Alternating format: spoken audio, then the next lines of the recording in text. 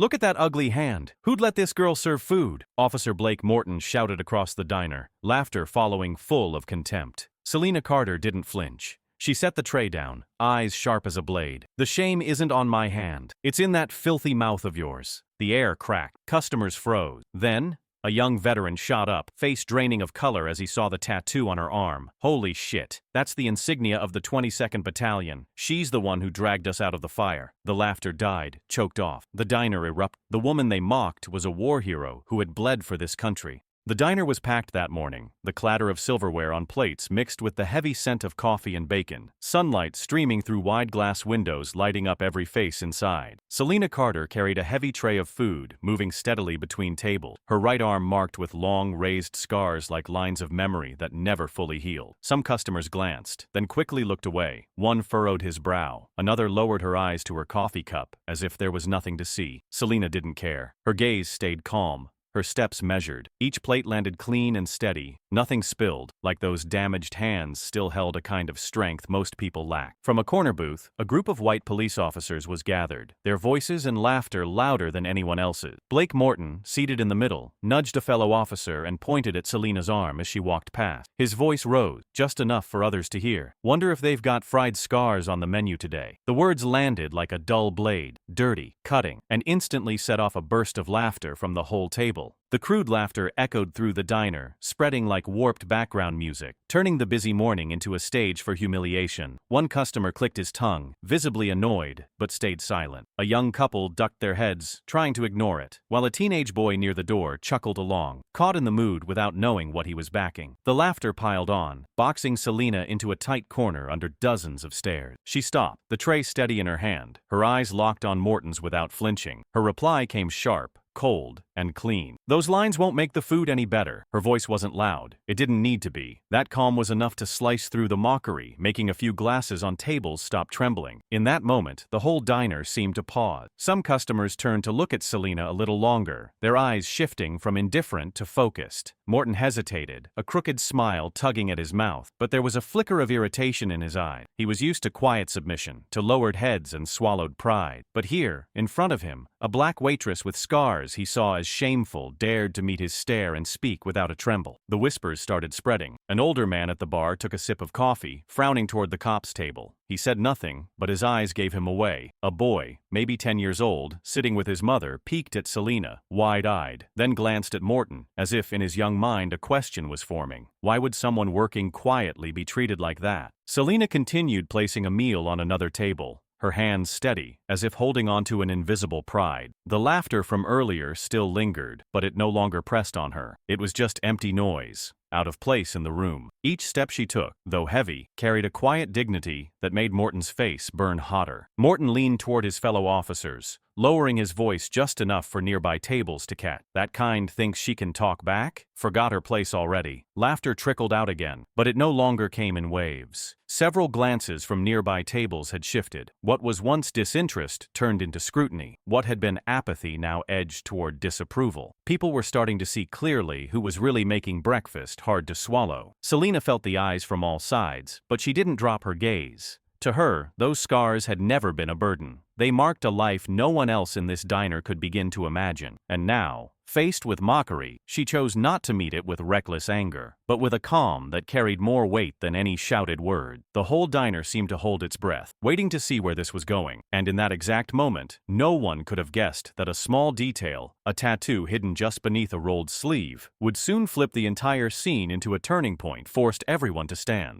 The sound inside the diner had quieted after the first clash between Selena Carter and Blake Morton, but the tension hadn't eased. Morton had thrown out the bait of humiliation, and as if on cue, another officer from the group leaned forward, voice dripping with sarcasm. Those scars must be from some street cat fights. Laughter erupted again, loud and crude in a space meant for a peaceful breakfast. Many eyes turned towards Selena, not curious about the joke, but to see how she would react to such a public cornering. Selena stood still, one hand holding the empty tray she had just placed down, her eyes straight ahead, unmoving. Her voice came low and firm, each word dropping like stone. "You know nothing about them. Don't make things up." The reply was short but heavy, carrying the restraint of someone who had weathered too many contemptuous stares. It was neither pleading nor explanation. It was a boundary drawn clearly in front of men used to pushing power without resistance. Morton's mouth twitched. Then he burst out laughing, dragging the rest of the table with him. "Oh, you think you're something special? You're just a black waitress in a cheap diner," his voice rang out, each word sharpened to tear down whatever dignity Selena still held. The mocking laughter rose again, but this time it didn't draw the same cheers. A few older diners lowered their head, avoiding Selena's eye, because something about it stung. Some younger ones quietly pulled out their phone, cameras aimed, the blue glow of screens catching quiet outrage. The air in the diner turned heavy. The joking had crossed a line, becoming a direct attack on body and skin. Selena felt every gaze fixed on her, some pitying, some judgmental, some silently supportive. She took a breath and kept it steady, knowing better than anyone that if she faltered now, they would take it as a win. Morton leaned on his elbows, eyes locked on hers, as if waiting to watch her collapse. "Someone like you is lucky to even be alive. Don't act like you're on our level." His words hissed through the room like a cold wind. A child eating pancakes nearby gripped his mother's hand, eyes on Selena filled with both fear and sympathy. The mother leaned down and whispered, low but clear, "Don't look at them, sweetheart. Look at her." Selena turned slightly, her eyes still fixed on Morton, the place where each insult had come from. "You can say whatever you want, but the truth doesn't change. I'm doing my job. You're the one exposing your own cowardice." Her voice wasn't loud, but it rang clean, each word a judgment. Those recording lifted their phones a little higher, wanting to catch every second. A long moment passed without anyone moving. A spoon hung frozen mid-air, a coffee cup sat just off-center, and the noise of the diner drained away. Morton smirked, but in his eyes was a flicker of unease. He was used to using his badge to dominate, but now, faced with a woman standing tall and speaking without a quiver, he could feel himself losing control. A cop sitting beside him quickly jumped in, trying to reignite the contempt with a laugh. "She should know where she is. This isn't a place for someone like her to act smart." But the remark fell flat. Instead, a few customers turned to glance at him, their eyes filled with irritation. A man at the bar even cleared his throat softly, adding more tension to the air. Selena bent down to pick up a napkin from the floor, her movements slow, then stood up and looked directly at the group of officers. "I know exactly where I am. I'm here to serve customers, not to be anyone's joke. If you can't see the difference, maybe you're the ones who don't belong." She didn't need to shout, but the firmness in her voice sent a shiver through the room. A heavy silence settled over the diner. The customer holding up his phone glanced around, as if everyone could sense they were witnessing something bigger than a diner argument. A quiet battle over dignity and power was unfolding, and just a few sharp words had brought it into sharp focus. Morton squinted, furious, but before he could speak, a hoarse voice rang out from the back of the diner. "That's enough." The older man didn't look at Morton or at Selena, but his voice cut through every other sound. Heads turned, and in that brief moment, it became clear. Not everyone was willing to stay silent. Morton grunted and looked away, but the stiffness in his posture showed he'd been hit in the pride. Selena returned to work, her face unreadable, but her steps heavier now, knowing this fight wasn't over. Every word spoken was just the beginning, and she could feel the weight of attention pressing in, from phones still recording to quiet eyes watching her every move. That morning, which was supposed to begin with the smell of pastries and strong coffee, had become the scene where one woman stood tall to defend her dignity before a crowd. And in that very moment, no one realized the footage being captured would soon spark a reckoning that the whole city could no longer ignore.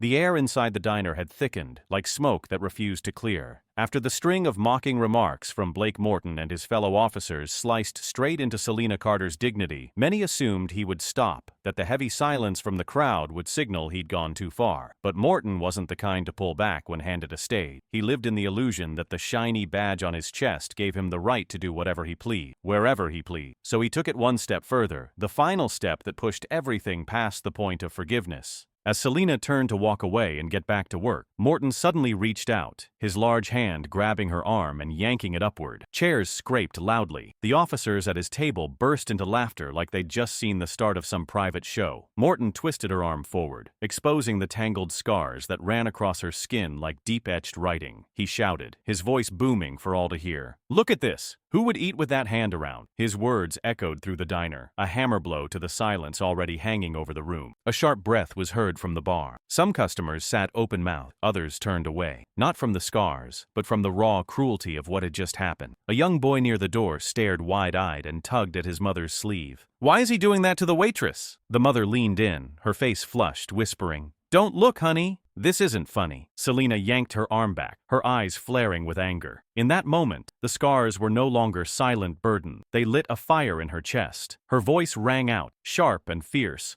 striking straight at Morton. "You have no right!" The sound cracked through the room like a hammer, shattering the last traces of laughter. A few customers nodded without thinking. Someone exhaled, like they'd been waiting for someone to finally say it out loud. Morton stepped back half a pace, then sneered like a cornered animal refusing to show weakness. He reached into his pocket, pulled out his gleaming badge, and dropped it with a clink onto the steel tabletop. The metal hitting the surface echoed, cold and arrogant. "My right is right here. What are you gonna do?" he said, chin tilted, voice swelling with the pride of someone drunk on authority. His fellow officers chuckled, some tapping the table as if cheering him on. A crushing weight pressed down on the room. Phones trembled slightly in people's hands. Everyone knew this wasn't a joke anymore. It was blatant abuse of power. The insults had already been humiliating, but this act pushed everything to a peak. It turned mockery into public degradation, turning breakfast into a courtroom where Selena was cast as the accused, though she had done nothing wrong. From a corner table, an older woman suddenly spoke out. "This is disgraceful." Her voice wasn't loud, but it echoed through the thick silence, enough for many to hear. Heads turned, looking at her with shared sympathy. Morton heard it too, his eyes sharp as blades cutting toward her, but the woman didn't flinch. She sat upright, her wrinkled eyes steady and bright with resolve. Selena stood still, her heart pounding, but there was no trace of retreat. She looked down at the badge on the table, then straight at Morton. She knew this injustice wasn't just about her. It was about everyone who had ever been trampled in silence. "You think power lives in that piece of metal?" Selena asked, her voice slow but firm, rising through the diner. "No, it's in how you use it. And you just showed everyone here exactly who you are." The words landed like an explosion. A few claps broke out, hesitant at first, then picking up in rhythm. Not everyone clapped, but enough to make Morton's face twist, anger flaring hot. He swept the badge towards Selena, his voice erupting. "You think you've got the right to speak to me?" Selena didn't move, her eyes lit with unwavering fire. "I don't think." I know the reply was cut short, silencing Morton. His fellow officers leaned forward, ready to pile on and shift the moment, but the hard stares from the other customers made them stop short. The room fell into an eerie stillness, broken only by the faint clicks of phones recording. At the bar, the older man sat with arms crossed, still watching, murmuring something no one could hear. Near the window, a college student leaned in to whisper to her friend, "We're watching something that's going to spill out into the world." And it was true. This was the breaking point. Morton's act had lit the fuse on a storm none of them saw coming. Selena knew she had just crossed a line, but not through surrender, through resistance. The scars on her arm were no longer punchline. They had become proof, visible, undeniable, of a silent strength held too long. The older woman stayed seated, eyes fixed on Selena, offering a quiet nod of solidarity. Meanwhile, Morton clenched his fists, his face red with rage.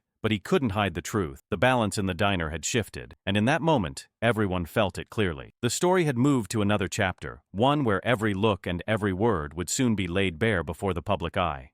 The metallic clink from Blake Morton's badge still hung in the air when another officer, broad-shouldered and heavy-set, decided to push things further. He pulled a crumpled bill from his pocket, tore it in half with slow, deliberate motion meant to draw attention, then tossed the pieces to the floor at Selena's feet. His voice rang out, smug and full of contempt. "A tip fits your kind." The words poured oil on a low-burning fire, turning the diner into a space so tense everyone could feel the unease tightening in their chest. Selena looked down at the torn money lying on the tile floor. It wasn't a tip. It was humiliation, laid out in front of dozens of witnesses. She bent down, not rushed, but deliberate, picked up the scraps of paper, and pressed them tightly in her hand. Then she placed them back on the officer's table, her voice slow, each word hard as stone. "This insult can't afford me." The tone was calm, cold, and it sent a shiver through more than a few customers. It wasn't a plea, it was a refusal, proud and cutting straight through the habit of men who used power and money to belittle others. Morton sat at an angle, jaw clenched, the muscles in his face tightening until veins stood out. He leaned back, fingers laced, tapping them against the table as if holding back fury. His eyes burned with hatred. This wasn't entertainment anymore. It was personal. His voice came out low and heavy. "You should be careful. Don't give us a reason." The words dangled, half warning, half threat. A reminder that even the smallest excuse could be twisted into justification for whatever power he thought he held. The customers nearby heard it. Some dropped their eyes lower, but others looked up, their stares beginning to burn with outrage. The room is split into two currents: fear of becoming involved and rising anger. A young woman at a nearby table bit her lip, quietly recorded another video on her phone, her hands trembling slightly but her gaze steady. A middle-aged man nodded at his wife, as if both had just silently agreed this had gone far enough. In the corner, A young man in a faded army green shirt, shoulders slumped from years of hard training, finally lifted his eyes from his coffee. His gaze locked on Selena's arm, where the scars stood out and a faint tattoo peeked from under her sleeve. He squinted, as if a memory had just sparked, and slowly straightened up, his face shifting from indifference to laser focus. Selena could feel the eyes on her, but she stood tall, both hands resting on the empty tray, her stance a silent refusal to be moved by threat. Her heart pounded, but every beat reminded her she was right to stand, not to shrink. She knew clearly, if she backed down today, tomorrow others would face the torn money and hollow threats passed off as authority. Morton drew in a breath, then let out a cold smile, fingers tapping slowly on the table, as if he believed he had struck a nerve. But as he looked around, he saw clearly that many eyes were no longer avoiding his gaze. They were locked on him with judgment. He raised an eyebrow, sneered, and said, "You think anyone here's gonna stand up for you? Look around. Everyone's quiet." His voice rang out, but in that moment, the silence turned against him. There was no longer agreement. It had become a tension, waiting to snap. Selena took a long breath, her chest rising not from fear, but from something stronger. She placed her hand on the table, right beside the badge still lying there. Her voice rang out, clear and unmistakable. "If you think threats can make me bow, you're wrong. I'm not prey for your excuses." And everyone in this diner just saw who's really reaching. Every word hit like a hammer against the wall of Morton's arrogance. From across the room, the young man in the worn military shirt focused harder, his fingers clenched around his coffee cup, veins rising under the skin. His lips moved slightly, like calling back a name from memory. He remembered smoke-filled nights, the sight of wounds on his brothers and arm, and something about what he was seeing now deeply familiar. He hadn't stood yet, but every part of him was bracing, waiting for truth to confirm itself. In that heavy air, people began to understand that silence was no longer the safe choice. Everyone there could feel they were witnessing something bigger than what the four diner walls could hold. Morton might hold authority in this town, might wave his badge as a threat, but the eyes recording him, phones lighting up second by second, made one thing clear. Truth could not stay buried under fear forever. Selena stood tall, her gaze moving slowly across the room before landing back on Morton. Her eyes cut sharply, as if to say his cowardice was no longer hidden. And then, for a moment, everyone in the room could feel it. The power he tried to wield was slipping from his grasp.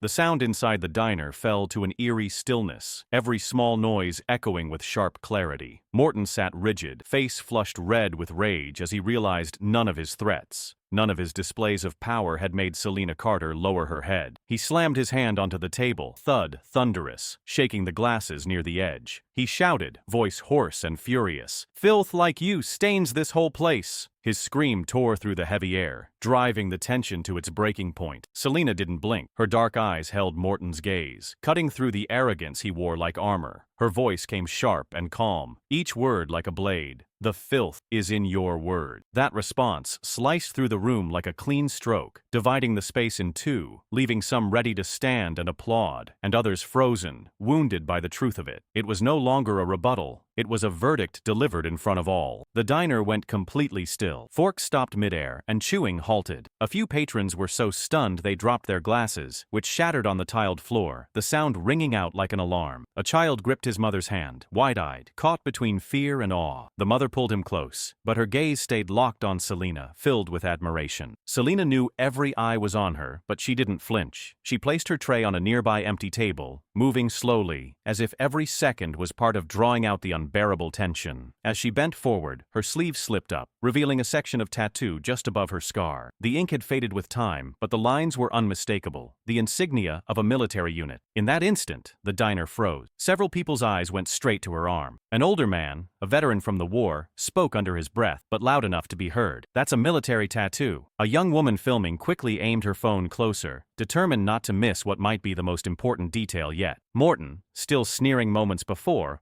paused as he caught sight of the tattoo. He tried to recover, curling his lip into a smirk. So what? Ink doesn't mean anything. Just another loser playing soldier. But his voice had lost its edge, and the whispers rising around the diner were no longer about Selena. They were about him and the officers at his side. A young man in the corner, dressed in a faded military shirt, stood frozen, eyes wide, as if yanked backward into memory. He no longer sipped his coffee. His hand trembled slightly as he set the cup down, eyes locked on the tattoo. His heartbeat raced, and with it came the flood of smoke-filled days, of the battle in Fallujah where brothers fell, and the moment he saw that very same tattoo on the arm of a woman who threw herself into enemy fire to pull wounded soldiers to safety. Meanwhile, the silence inside the diner stretched on, so tense no one dared to breathe too loudly. The older woman from before, the one who had first spoken up, tilted her head slightly, her eyes lighting up as she caught sight of the tattoo. She said nothing more, but her expression said everything. This wasn't just any woman. This was someone who carried a story the men at that table would never be able to understand. Morton sat stiff, trying to seem composed, but the tapping of his fingers on the tabletop grew harder with each second. He knew he was losing control, and he hated it. Leaning toward Selena, he spoke low, his voice laced with venom. "You think a tattoo can save you?" Selena tilted her head slightly, eyes locked on his, and answered firmly, "I don't need saving. I just need the truth to stand with me."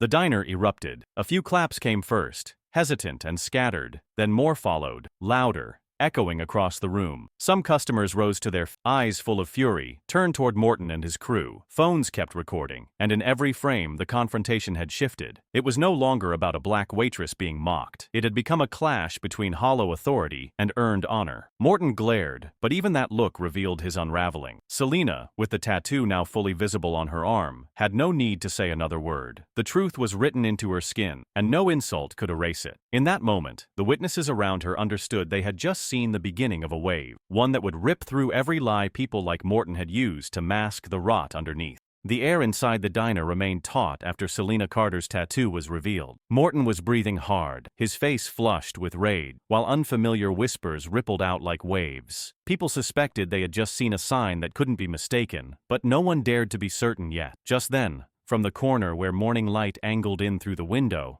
a young man in a faded military shirt suddenly shot to his feet, his chair scraping back with a harsh screech that drew every eye to him. Ethan Ward, the young veteran, could no longer stay silent. His eyes were wide, as if he were staring at a ghost from his past. He stepped forward quickly, hand trembling as he pointed directly at the tattoo on Selena's arm, his voice echoing through the room. "That's the insignia of the 22nd Battalion. I served there." The words burst out like lightning from a sky thick with storm. They ripped through the fog of doubt, turning every questioning glance into stunned disbelief. Glasses froze mid-air, a spoon clattered to the floor, and diners turned in unison from Selena to Ethan, as if they couldn't believe the truth was standing right in front of them. The group of officers fell silent, their mocking grins vanishing completely. Morton's mouth hung open, but no sound came out. He blinked repeatedly, as if trying to swallow the truth that had just been hurled at him. The men beside him looked just as lost, the arrogance wiped clean from their faces, replaced by confusion and unease, like children caught doing wrong in front of the class. Every insult they had flung earlier now seemed pathetic, weak, and small next to a truth none of them could deny. In that moment, the room exploded. Phones flew up, screens glowing blue, and the clicks of recording apps rang out all around. No one wanted to miss a second. They knew this was no longer some petty diner argument. This was the moment the truth came out, the moment the one mocked became a symbol, and the mocker dropped straight into the pit of disgrace. Selena stood still, eyes fixed on Ethan, her breath quicker than usual, not from fear, but from memories rushing back too fast. She remembered the battlefield, the smoke and gunfire, and the faces of fallen brothers. Ethan Ward, once dust-covered and wide-eyed, now stood before her, confirming the truth she had never planned to reveal. His voice rang out again, this time stronger, like a vow. "She's not just some waitress. She risked her life to save our men." A murmur rose from the customers, spreading through the room. Those who had stayed quiet out of fear were now whispering to each other, and someone said aloud, "She's a veteran. My God, they just humiliated a veteran." A young man held his phone high and called out to his friend, "Record everything. Don't miss a second." No one could believe that just minutes ago, they had watched a group of police officers mock someone's scars and skin color, and now those very marks were proof of a heroic story. Morton stammered, his throat tightening, unable to form words. He tried to hold on to his authority, but his shaking hand knocked over the glass in front of him. Brown liquid spread across the table, dripping to the floor. But no one paid attention. He looked around and saw the scorn in the eyes fixed on him. Those stares weren't afraid, weren't silent anymore. They were the eyes of people who had just seen through him completely. Selena said nothing. She didn't have to. Ethan had spoken the truth for her, and it rang louder than any defense she could give. The scars on her arm were no longer a source of shame. They had become living proof of what she had endured, and now everyone in the diner could see it. Ethan turned to Morton, his voice thunderous. "You just mocked a warrior." An older customer with silver-white hair stood up, eyes red. "That's right. A warrior." Applause broke out, first from one corner, then spreading through the diner, rolling like a wave. Phones stayed raised, capturing every second, every clap, every furious glance. Morton and his crew sat frozen, color draining from their faces. Their usual arrogance vanished like smoke in the wind. They were used to silence, to lowered heads, but today was different. A storm was forming, and they were standing dead center. Morton muttered something, but the roar of the crowd and the applause drowned him out. Selena looked around, her eyes meeting every face. She saw understanding and the quiet rise of respect. For a brief moment, she closed her eyes, letting that feeling pass through her like electricity. After years of carrying contempt, someone had finally spoken for her, confirming that her scars weren't a burden. They were a badge of honor. Ethan still stood there, breathing hard, eyes fixed on the tattoo on her arm. He knew what it meant, sacrifice, and he knew everyone in the diner would walk out of that room with a different story. They would say they saw the truth for themselves, and that justice doesn't always stay quiet. The confrontation had reached its turning point. Those who held false power had gone silent, while the woman they tried to shame had become the center of respect. And with Ethan Ward's one act of standing up, everything inside that diner changed. There was no going back.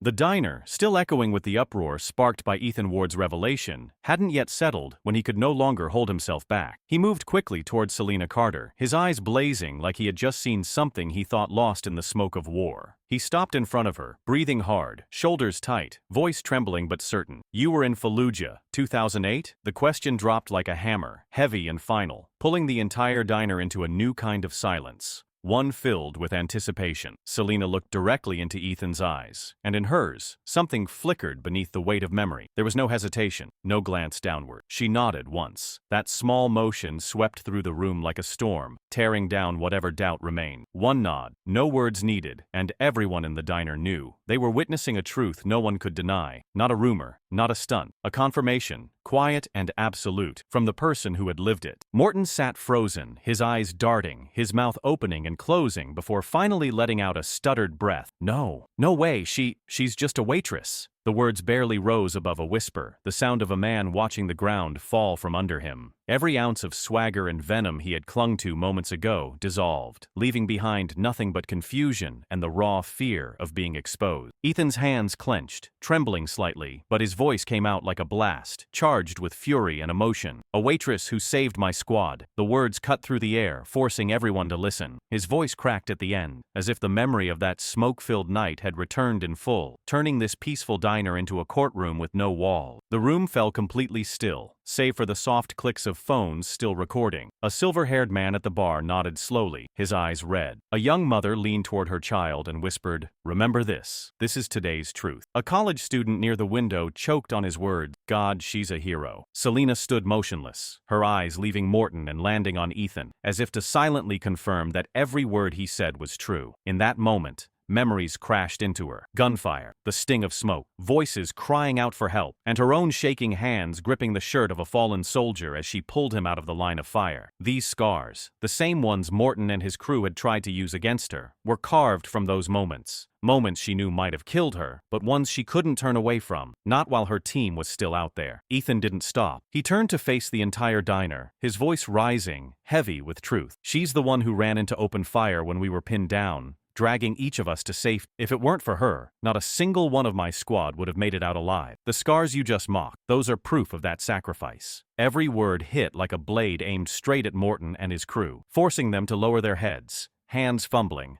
mouths locked in silence. The older woman in the corner, the one who had first called Morton out, leaned forward now, nodding firmly and speaking loud and clear. "I've lived long enough to know when truth shows itself. There's no denying it. This young woman deserves respect." Applause broke out again, louder this time, sharper, wiping away the last traces of mockery that had existed only minutes before. Morton bit down on his lip, eyes flashing more with fear than anger. He turned to his fellow officers, but they all looked down, none willing to meet his eye. He slammed his hand on the table, but all it did was shatter the coffee cup in front of him, and with it, the illusion of control he had been clinging to. The shards hit the floor like his authority, scattered, broken, lost. Selena took a deep breath, stood tall, and lightly placed her hand over the tattoo now fully visible. Her eyes glowed as she looked out at those filming, clapping, watching. She didn't need to speak again. Ethan had said the truth for her, but in her eyes was both the sharp pain of remembering the fallen and the quiet pride that today they were no longer forgotten. The diner had become a courtroom of justice, a place where those who believed they held power were now revealed as guilty before the public eye. Morton stepped back, his chair scraping behind him, his gaze darting around the room, but everywhere he looked, he saw only contempt and fury. He tried to speak, but his throat closed up. Ethan stared him down, voice steady and final. You have no power here anymore. Real power belongs to truth, and truth is not yours to bury. Phones kept recording, blue lights flashing across a space now filled with applause, shouts, and emotion. A story had broken past the walls of the diner, becoming a spark that would spread far beyond. And right here, in this moment, the truth had been revealed, leaving every witness knowing they would never forget that morning in the diner.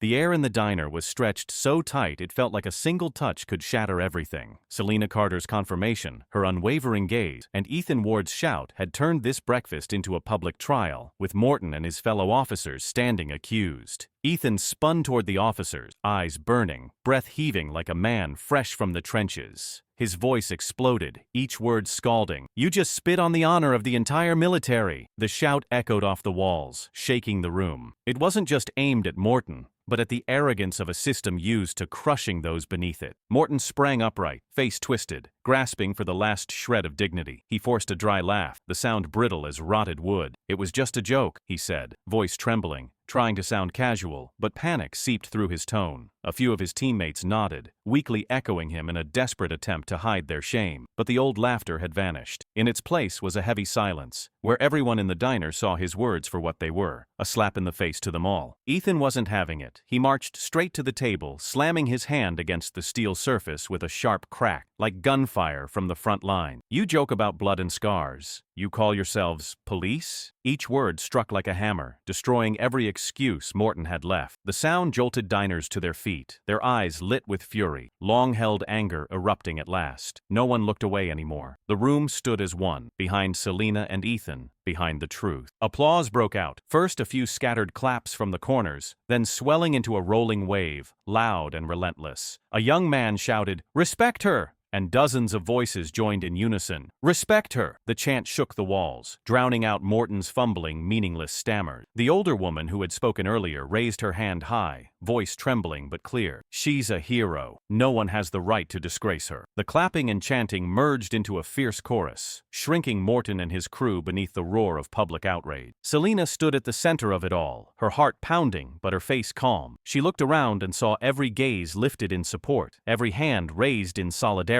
For the first time in years, she felt truth standing beside her. No more quiet suffering, no more nights haunted by battlefield memories and silence. Ethan stood beside her, shoulders tense, eyes lit with fire, as if he had just found a comrade lost far too long ago. Morton swallowed hard, sweat forming on his brow. He shouted, his voice cracking, "You've all been fooled. She's just using those scars." But his words were drowned out by a wave of angry jeers. A male customer stood abruptly, pointing straight at Morton. "Shut up! You're the one using your badge to humiliate others." The diner erupted in applause. Chairs scraped, shoes stomped, and it all blended into a storm of outrage Morton had no chance of stopping. Ethan stepped forward, his voice ringing through the diner. "You call it a joke, but for us, it was blood. It was life. It was the teammates who didn't make it. Selena Carter isn't just a name. She's the one who stood tall in the line of fire and pulled us back. And today, right in front of you, she's still standing, refusing to bow to your insults. You're not worthy of the uniform you wear." His words landed like final blows, collapsing whatever resistance Morton had left. Cheers broke out again. More customers raised their phones, some live streaming as comment after comment flooded the screens. "This is history," someone whispered. "Truth is exploding right in front of us." Morton clenched his fists, but he knew he had lost. His whole body tensed, but his eyes were full of defeat. He glanced around, hoping for some backup from his fellow officers, but they all looked down, silent. The crowd before him had become an unbreakable wall. Selena took a deep breath, then spoke slowly. Her voice wasn't loud, but it was clear, and in the hush that followed the chanting, every word was heard. "I carried these scars through the battlefield, not so you could make a joke of them. They're memories. They're proof of sacrifice.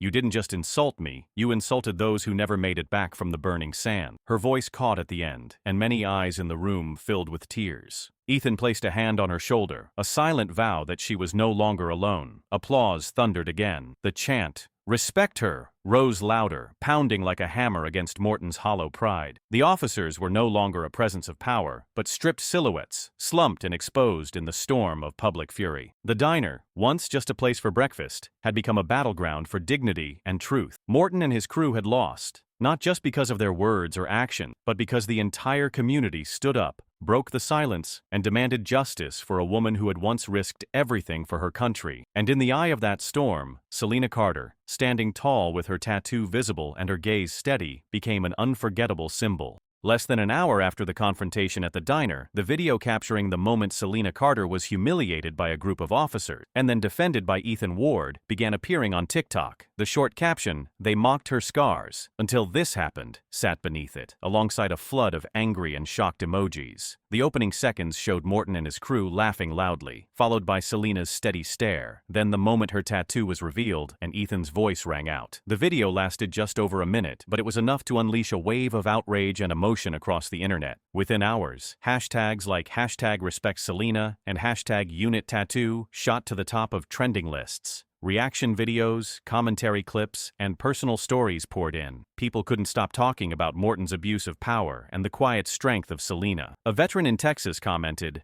"I've seen that tattoo on the battlefield. No one fakes that. She's one of us." The post was liked and shared at lightning speed, turning the comment section into a digital groundswell of support. It wasn't just veterans. Everyday citizens joined in too. A woman from New York wrote, "I used to be a waitress. I know what it feels like to be looked down on." But Selena also carried her military past. They didn't just insult one person, they insulted sacrifice. Comments like these formed a web of empathy that pulled in millions of viewers. From street corners to office buildings, the story of a black waitress who turned out to be a soldier echoed everywhere. On Twitter, screenshots from the video spread like wildfire. One image of Selena standing tall, sleeve rolled up, tattoo visible, captioned, "Honor needs no explanation," became the most shared photo of the day. On Instagram, veteran community pages posted rallying cries, "Speak for Selena. Speak for every warrior who carries the scars of this country." The wave of support surged, turning a small diner incident into a nationwide phenomenon. News outlets took notice. A local TV station ran a short segment, replaying the video and interviewing a few witnesses. The older woman who had spoken out at the diner said clearly, "I saw it with my own eyes. They shamed her right in front of us." But truth spoke for itself. Her brief statement aired during prime time, and by morning, Selena Carter's name appeared on news broadcasts across the country. In online forums, the story was dissected through a broader social lens. Some called it evidence of corruption in parts of law enforcement. Others highlighted the message about the overlooked strength of those who served in the military and returned to civilian life without recognition. The conversations didn't stop at outrage. They dug deeper into the need for systemic change and justice for people like Selena. Selena remained silent through the media storm, but that silence only amplified its weight. She didn't respond with posts or interviews, only the image from the clip, her calm but cutting response to Morton, and Ethan's emotional confirmation. Those moments spoke louder than any statement, echoing in millions of hearts. By sunset that day, the original video had tens of millions of views, with hundreds of thousands of comments and shares. Simple phrases like, "Respect her," and "She is a hero," flooded every platform. The story no longer lived within the four walls of a small diner. It had spread like wildfire, capturing the attention of an entire society. As screens stayed lit and hashtags climbed higher, one truth had become undeniable. Once revealed, the truth cannot be stopped. Comments poured in beneath the short clip, fueling its reach by the minute. Tens of thousands from all over the country left reaction, many simply saying,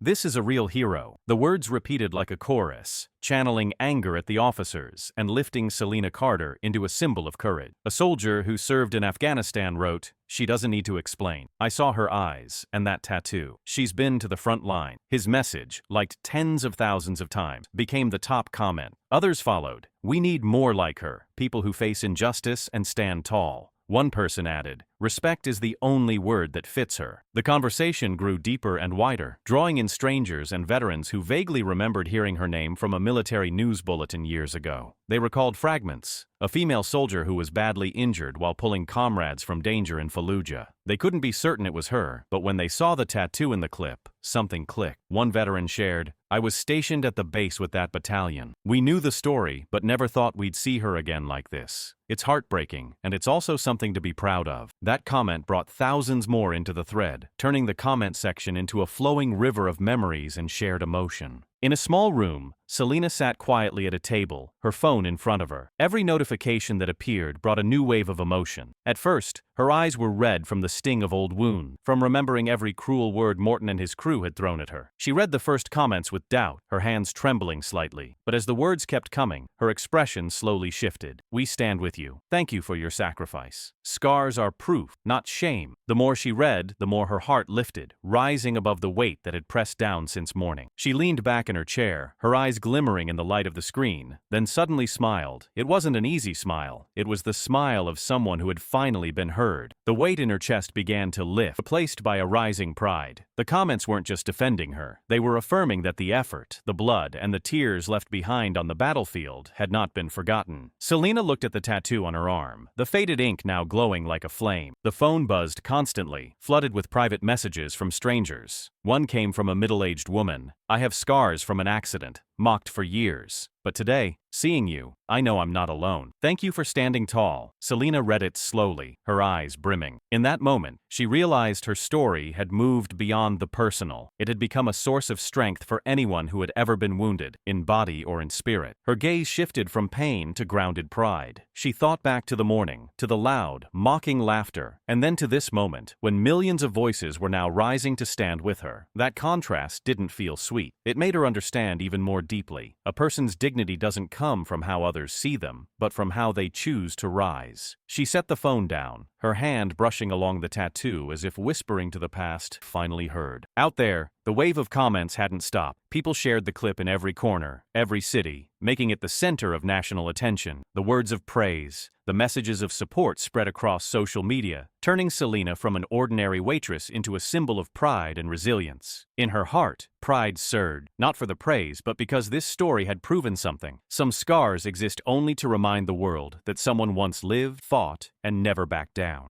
As the videos soared past tens of millions of views, major news outlets joined in. The front pages of morning papers blared headlines. "Black waitress humiliated turns out to be war hero." The bold print cut into the pride of the local police force while casting Selena Carter as an unexpected symbol of justice. The articles didn't just recount the diner incident. They dug deeper into her military history, referencing old records and comrades who had witnessed her courage on the battlefield. Readers weren't just facing senseless humiliation, but the painful truth about how veterans are often forgotten after returning to civilian life. The wave of public outcry didn't stop at the headline. The National Veterans Association quickly issued an official statement, offering full support to Selena. In the release, they wrote, "We do not tolerate any form of humiliation toward those who served this country. Selena Carter is our comrade, and we stand with her." That message was widely shared, not just in the press, but across social media, where hundreds of thousands of people attached it to posts of solidarity. It wasn't just encouragement, it was formal recognition from those who had carried the same weight of war. The story reached national television, where evening shows dedicated entire segments to analysis, inviting experts, activists, and veterans to comment. Many viewers were hearing Selena Carter's name for the first time, but by the end of the night they knew by heart the image of the woman standing tall in the diner, scarred and tattooed with her unit's insignia. A retired general on a live broadcast said, "Anyone who's ever worn the uniform knows, those scars are medals you never take off. We owe her gratitude, not ridicule." That quote instantly became a headline, spreading with astonishing speed. At the same time, online communities shifted from outrage to action. Petitions began circulating, calling for an official investigation into the officer's misconduct. Within days, online petitions had amassed hundreds of thousands of signatures, creating intense pressure on local authority. In distant cities, people began holding small protests, raising signs with Selena's image and the words, "Respect her scars." What began in a small diner had exploded into a national movement, with momentum that proved difficult to contain. In those days, Selena remained silent, but her silence only strengthened her image. To the public, she didn't need to explain, didn't need to justify. The evidence was clear, and people had seen and heard enough to stand for her. They weren't just defending a woman who'd been mocked, they were protecting the legacy of a generation of veterans who had left quietly and returned even more quietly. The wave of public support rose by the hour, transforming outrage into unity. unity, and from that surge, the tide had turned, sweeping Morton and his fellow officers into a storm they could no longer escape. Public pressure surged like a storm, leaving the local government with no choice but to respond. In a hastily arranged press conference, the city's police chief appeared with a tense expression, announcing an urgent investigation into the officers involved in the diner incident. He emphasized that this was a serious matter directly impacting the department's credibility, and promised that all evidence, from video footage and witness statements to internal records, would be reviewed transparently. His words rang out like a late admission that the situation had spun beyond control and could no longer be dismissed or covered up as it might have been in the past. The statement immediately became breaking news across all media outlets. Footage of the police chief bowing his head appeared alongside images of Selena Carter, creating a striking contrast. On one side,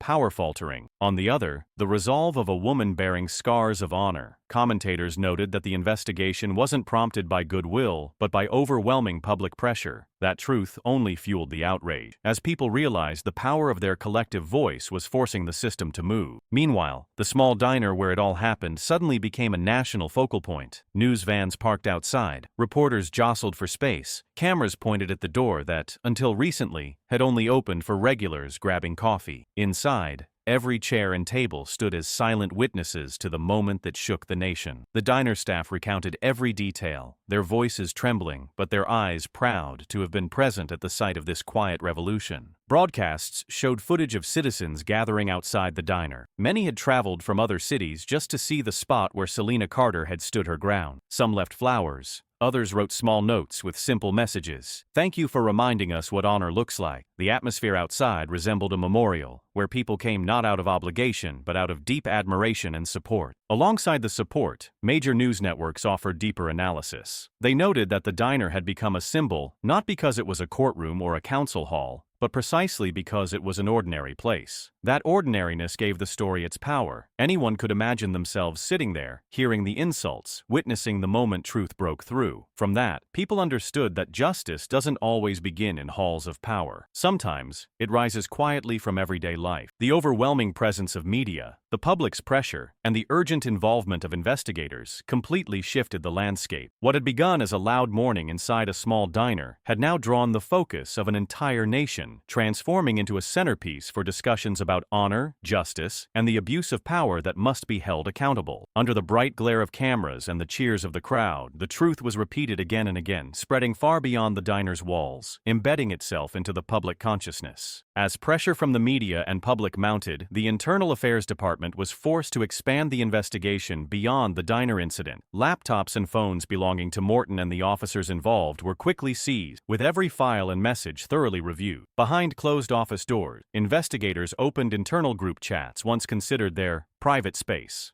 Within hours, the truth laid bare left the review board stunned. Messages filled with racist remarks, mockery of black women, and insults toward veterans were scattered throughout, along with memes and vicious comments. What angered the public most was how they laughed at lifelong wounds carried by others, treating them as after-shift entertainment. A quick report was compiled, listing dozens of messages spanning months, disparaging residents in communities of color, expressing contempt for fellow officers who had served in the military. One officer had written, "Scars are just signs of losers," followed by another, adding a laughing emoji, turning real pain into a joke. When these messages were shown to senior leadership, the entire department fell into chaos. There was no room for excuses. The evidence was undeniable and damning. Internally, the division started to show. Some officers were furious, blaming Morton and his group for destroying the unit's image and dragging the whole force into the eye of a storm. Others stayed silent, knowing that digging deeper might expose even more names. That silence only fueled suspicion that this toxic culture wasn't isolated to a few individuals, but had festered and spread quietly for years. Emergency meetings were held repeatedly, and the atmosphere inside the station was as thick as a storm cloud. Shouting matches and slammed fists echoed late into the night. Some demanded severe punishment to salvage the department's reputation, while others feared a full sweep would drag dozens more into the fallout and paralyze the force. Outside,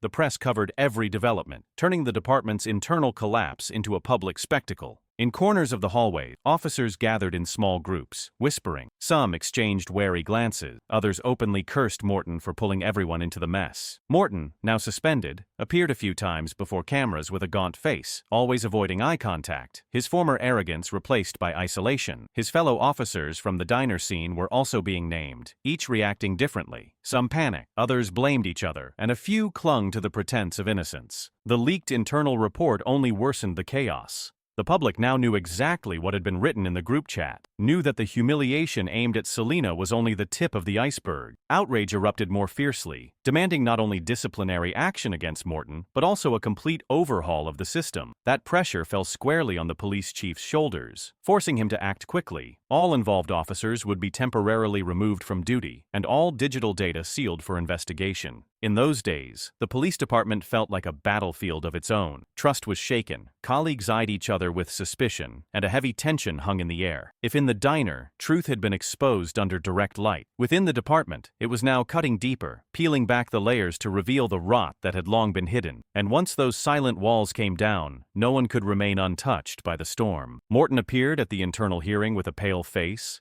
disheveled hair, and the look of a man who had lost all footing. When the discriminatory messages were presented, with evidence plain to see, he tried to salvage what little dignity remained with a line that sounded both pathetic and weak. It was just a joke. His voice trembled, like someone grasping for a lifeline in the middle of a storm. He hoped for sympathy, believing the explanation would lessen his guilt. But the moment those words left his lips, a wave of public backlash erupted. On social media, clips of him tossing his badge and mocking Selena were reposted with the caption, "This is a joke?" The comments flooded in, brief, cutting, nobody's laughing. That chorus didn't stay online. Protesters gathered outside the police station, holding signs and chanting in unison, "Just a joke?" followed by the resounding response, "Nobody's laughing." The phrase spread quickly, becoming a rallying cry against cover-ups and irresponsibility. A group of students printed it on t-shirts, distributing them freely at the central square so anyone passing by would see. Morton never expected that what he thought might save him would instead become the sharpest weapon used against him, deepening the shame he and his team were now forced to bear. On television panel shows, commentators emphasized sharply, "Jokes are never an excuse for bigotry and humiliation. When someone hides behind humor, it only proves they lack the courage to own what they've said." Audiences applauded, while across social media, millions shared the phrase, "Nobody's laughing," turning it into a nationwide trend. It was no longer a retort to Morton, but a declaration of resistance, a reminder that society was done tolerating hollow excuses. Selena Carter watched from a distance, her eyes contemplative. She didn't need to speak. The public had done it for her. Those who had once stayed silent now raised their voices, defending her not just with emotion, but with action.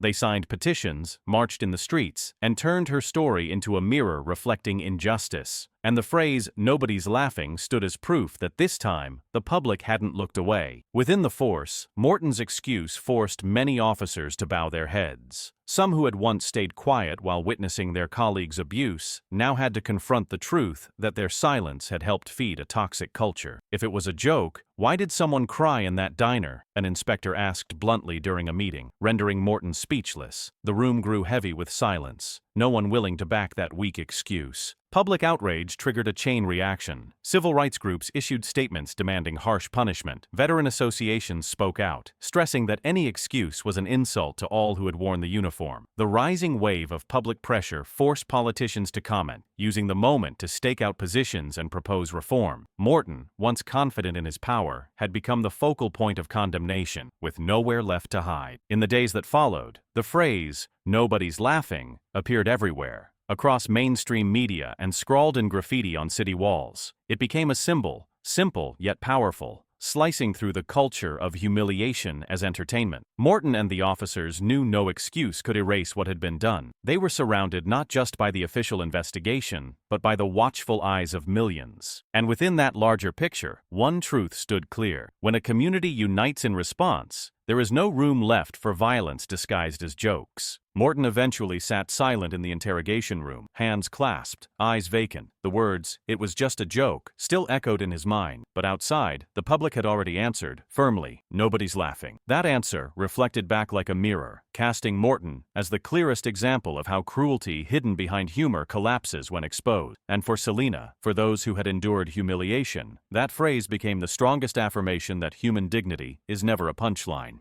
The hearing took place in the city courthouse's large chamber, where sunlight streamed through tall glass windows, adding to the solemn atmosphere. Every seat was filled, from reporters and civil rights organizations to veteran representatives and ordinary citizens who came just to witness it firsthand. When Selena Carter entered, a murmur rippled through the room, eyes following her steady steps, her head held high, her posture firm. She showed no hesitation, as if ready for the entire courtroom to see the scars and the tattoo on her arm, proof of a past that others had once tried to diminish. Across the room, Morton appeared in stark contrast. He sat hunched, avoiding all eyes, hands clenched on his knees. Once loud and boastful, the man who had tossed his badge onto a diner table to assert power was now a pitiful shadow of himself. Each time Selena walked past, he sank deeper into his chair, unwilling to lift his gaze. That bowed head was no longer defiant. It was an unspoken admission in front of hundreds of watching eyes. As the hearing began, the plaintiff's attorney presented the evidence: video footage of the entire incident, transcripts of internal messages, and witness testimony. Each time the screen showed Morton mocking Selena, murmurs swelled across the room, some shaking their heads, others audibly muttering, "Shameful." Meanwhile, Selena sat upright, eyes fixed on the painful footage. Though once hurt by the ridicule, she now lets the truth stand, undeniable, and not to be repeated. When Selena took the stand, the room fell silent. Her voice was low but clear, each sentence landing with weight. "I carried these scars back from the battlefield, and they remind me of those who didn't return. They are not objects of ridicule. The insults I endured in that diner were not just aimed at me, but at everyone who has ever served and sacrificed." The room grew thick with emotion, eyes lowered to hide tears that quietly welled up. Morton was called to respond, forced to face direct questions from the panel. His replies came in broken fragments, excuses too weak to hold. When asked why he considered his behavior a joke, Morton hesitated, then looked down without answering. His silence only fueled the tension, as everyone in the room now understood this was no longer about a single act. It was a reflection of a systemic failure. The hearing ended with every camera turned towards Selena. She stepped down from the stand, walking slowly yet powerfully, head still high. In the hallway, people stood and applauded, some veterans saluting her in military fashion. That image quickly spread across headlines, proof that when truth is spoken, those once perched in power may be forced to bow before justice. Selena stood tall at the witness stand, the courtroom light casting down on her resolute face, highlighting every feature shaped by years of struggle. The air was thick with silence, every person waiting for her next words. Morton slouched deep in his chair, hands trembling slightly, eyes fixed on the tiled floor to avoid any gaze. Lawyers scribbled rapidly, reporters pointed every camera at Selena, and the public in attendance leaned forward, holding their breath. Her voice rang out, calm but cutting, like a blade slicing through the heavy air. "These scars don't shame me, they expose you." The moment the words landed, the room erupted. Applause burst out, at first from a few, then rolling into a wave like a crashing tide. People stood, chairs scraping the floor, hands clapping non-stop as if pouring every ounce of anger and admiration into that instant. Veterans snapped into salute, hands pressed to brows, eyes glistening. A middle-aged woman embraced her young daughter, whispering, "Remember this moment. This is the power of truth." Cheers rose, drowning out the judge's gavel calling for order. But no one wanted silence, because they knew Selena had spoken for all who had ever been dismissed, mocked, or degraded. Morton recoiled, hands clenched on his knee. Selena's words peeled away the mask he and his peers had worn for years. The scars he once mocked had become evidence, revealing cruelty and cowardice. Every eye in the room turned toward him, and no one could find a defense. Those who had sided with Morton in the diner now stared at the floor, silent under the rising fury and thunderous applause. The contrast pushed him deeper into the shadows, transforming him from aggressor to the one publicly judged. Selena held her gaze steady, unmoved by the clapping. Her eyes locked forward, carrying both pain and pride, as if to affirm that her words weren't meant to inspire applause. They were an undeniable truth. Facing Morton, she saw a man exposed, someone who once believed power could crush others, now bowing his head in the courtroom. In that moment, all the years of enduring stares, unfair laughter, and silent suffering seemed to concentrate into that that single sentence, now returned with relentless clarity. Outside the courthouse, the crowd gathered before a large screen broadcasting the hearing cheered at her word. Many raised hastily printed signs reading, "Scars of honor, not shame." The applause inside merged with the chants outside, forming an unstoppable wall of sound. On-site reporters quickly pushed out headlines, with one reading by afternoon, "Selena Carter, scars don't shame her, they shame the police." News channels replayed the moment repeatedly, making it the unmistakable highlight of the hearing. Many commentators called it a decisive blow to Morton's ranks. One sentence was enough to shift the entire landscape, not just within the courtroom, but across public discourse. The conversation no longer revolved around whether Selena deserved respect, but why those who once held power could act with such disgrace.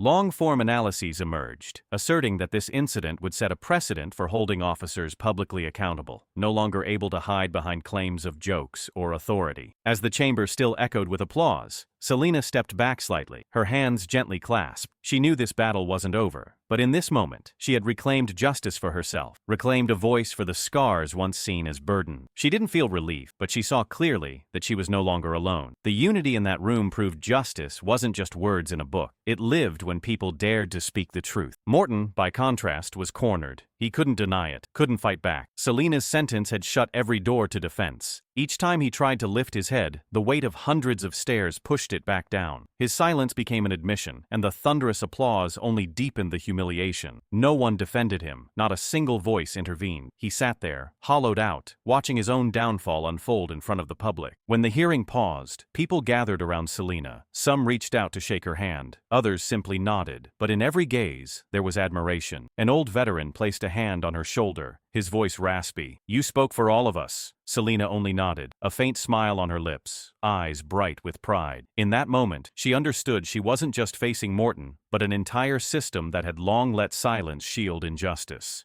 And now, that silence had been shattered by the applause of hundreds. The hearing continued, but from the moment Selena said those words, everything that followed revolved around the truth already laid bare. Media outlets repeated it non-stop, newscasts played the clip over and over, and social media was filled with images and quotes. "These scars don't shame me, they expose you," became a phrase seen everywhere, on posters, printed on shirts, plastered across walls. It had grown beyond the courtroom, becoming a slogan for an entire movement against discrimination and abuse of power. Selena returned to her seat, shoulders straight, expression calm. She didn't think of herself as a hero, but she understood that her words had ignited a wave that could not be silenced. Outside, the crowd was still cheering. Thousands were watching through screens, and in their hearts, the image of a scarred woman standing in court with those unforgettable words had become proof that honor never disappeared. It only waits to be seen. Amid the echoing applause, Selena sat quietly, filled with a feeling she had never known. She knew the long battle ahead was far from over, but in this moment, when the truth had been spoken and the community rose together in applause, she had won something for herself. And it wasn't a personal victory, but a triumph for all who had ever been pushed down, mocked, and now able to lift their heads high because someone had finally spoken for them. The courtroom still burned with tension after Selena's fierce statement when the panel called the next witnesses. Ethan Ward stood up, no longer in uniform but still carrying the posture of his years in service. He stepped to the stand, glanced at Selena with a steady gaze, as if sending a promise. Today he would tell everything she had done, so the truth could never be buried again. His voice rang out, firm, but tinged with the tremble of memory. "I was in Fallujah in 2008. I saw with my own eyes Selena Carter risk her life running into an ambush to pull us out." A wave of murmurs spread instantly, and many leaned forward to catch every detail. Ethan slowly described the brutal scene. The platoon trapped in a deadly crossfire at a burned-out intersection. Gunfire from all sides rained down, and dust and smoke clouded the sky. 3 men were badly wounded, pinned in the open, unable to move. In that moment, Selena, already injured herself, crawled out of cover, inching across ground littered with shrapnel to reach them. He detailed her every move, shielding them with her body, dragging each man across the blood-soaked road, fully aware she might not make it back. She didn't leave anyone behind, and because of her, 3 men are still alive today, he finished, voice breaking. The entire courtroom fell silent, not from surprise, but because everyone could see the scene in their minds. Morton sat hunched over, pale-faced, while Selena remained upright, her eyes glowing, not with pride, but with the weight of memories that had never left her. As Ethan stepped down, other veterans followed. A gray-haired man with a limp introduced himself as one of the 3 she had saved. He stood tall and said, "If she hadn't been there, I wouldn't be here today to testify. He recalled blacking out as the bleeding worsened, and in the haze, the last thing he felt was a strong hand pulling him and Selena's voice shouting in his ear, "Don't give up. We're getting out." The memory gripped the room in stillness, no longer just a story, but a life wrested from death. The second man, a younger veteran, shared that Selena had carried him on her back when his legs gave out. He emphasized that bullets were flying everywhere, yet she never stopped, firing back as she kept her balance to get him behind friendly lines. "I still remember the blood dripping down her back, but she never let go," he said, voice shaking. The third man, now retired from the military and working an ordinary job, stood with red eyes. He spoke just one sentence. "The life I have today is because she brought me back," then bowed his head,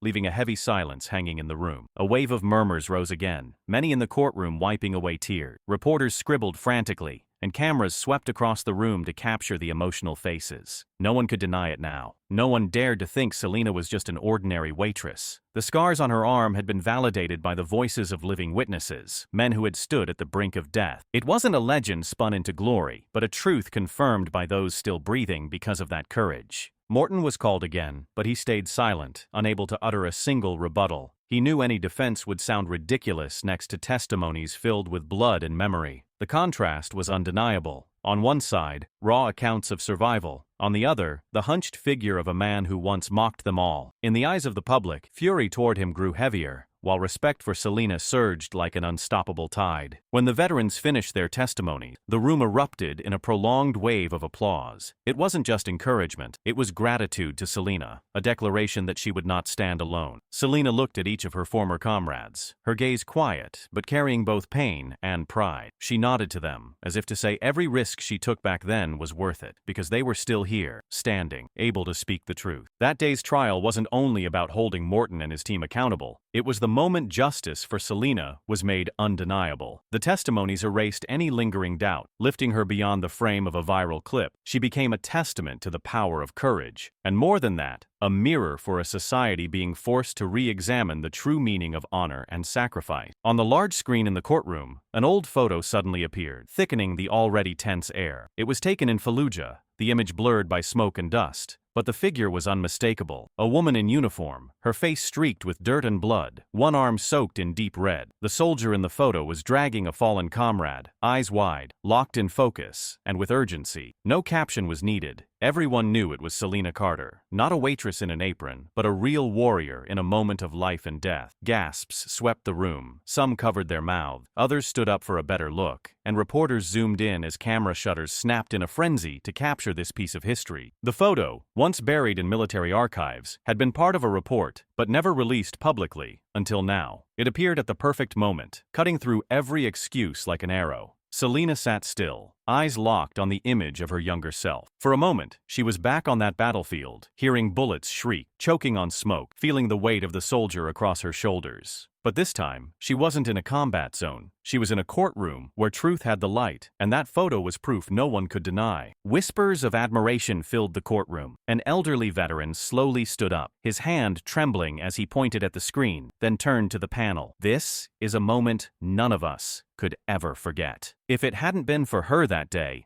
many wouldn't have made it back. His voice was raspy. Each word rang out clearly, prompting nods of agreement from those in the gallery. The photo didn't just recall a memory, it gave Selena a place that no one could deny. She was part of battlefield history, part of a survival story Morton could never touch. Morton sat frozen, his complexion shifting from pale to flushed. Sweat beaded on his forehead, lips moving but producing no sound. He leaned toward his lawyer as if reaching for help, but the cold stares from the audience stopped him short. The entire courtroom was focused on the screen, no one caring anymore about his excuses. The truth had been captured in a single frame, and in the face of that evidence, every defense sounded like a bad joke. The air stilled for a few seconds, then burst into applause, scattered at first, then swelling into wave after wave. No one needed prompting. People rose on their own, clapping with urgency for the woman sitting before them. Selena remained upright, her posture steady, but her gaze softened, eyes misting as she looked around at the unfamiliar faces now filled with open respect. She understood that the photo was no longer just her memory. It had become living proof of all the sacrifices she and her fellow soldiers once endured. Morton lowered his head, hands covering his face. No voices spoke in his defense. No eyes showed sympathy. The man whose name had silenced a diner with arrogance now sat as nothing more than a shadow, unmasked before the public. When the judge turned and asked if he had anything to say, Morton looked up for a few seconds, eyes lost, mouth opening and closing, before he finally shook his head in silence. The entire courtroom understood. There was no way back for him. Photograph had locked every exit. That moment marked a turning point in the entire hearing. The public no longer questioned whether Selena deserved support. They shifted focus to how men like Morton would be held accountable. On the evening news, the most prominent image wasn't any shouted argument. It was that grainy photo enlarged on the screen, with Morton's bowed head beneath it. That contrast stood as proof of two worlds, one of sacrifice and honor, the other of cowardice and collapse. The trial continued, but everyone understood that from the moment the photo appeared, the verdict was already sealed in the public's eyes. Selena Carter was no longer confined to the image of a waitress with scars. She had emerged as an unshakable warrior. Morton, on the other hand, was cast into silence, unable to argue, unable to escape, and that contrast reaffirmed one undeniable truth for society. The truth, though delayed, will speak, and once it does, no false power can hold it back.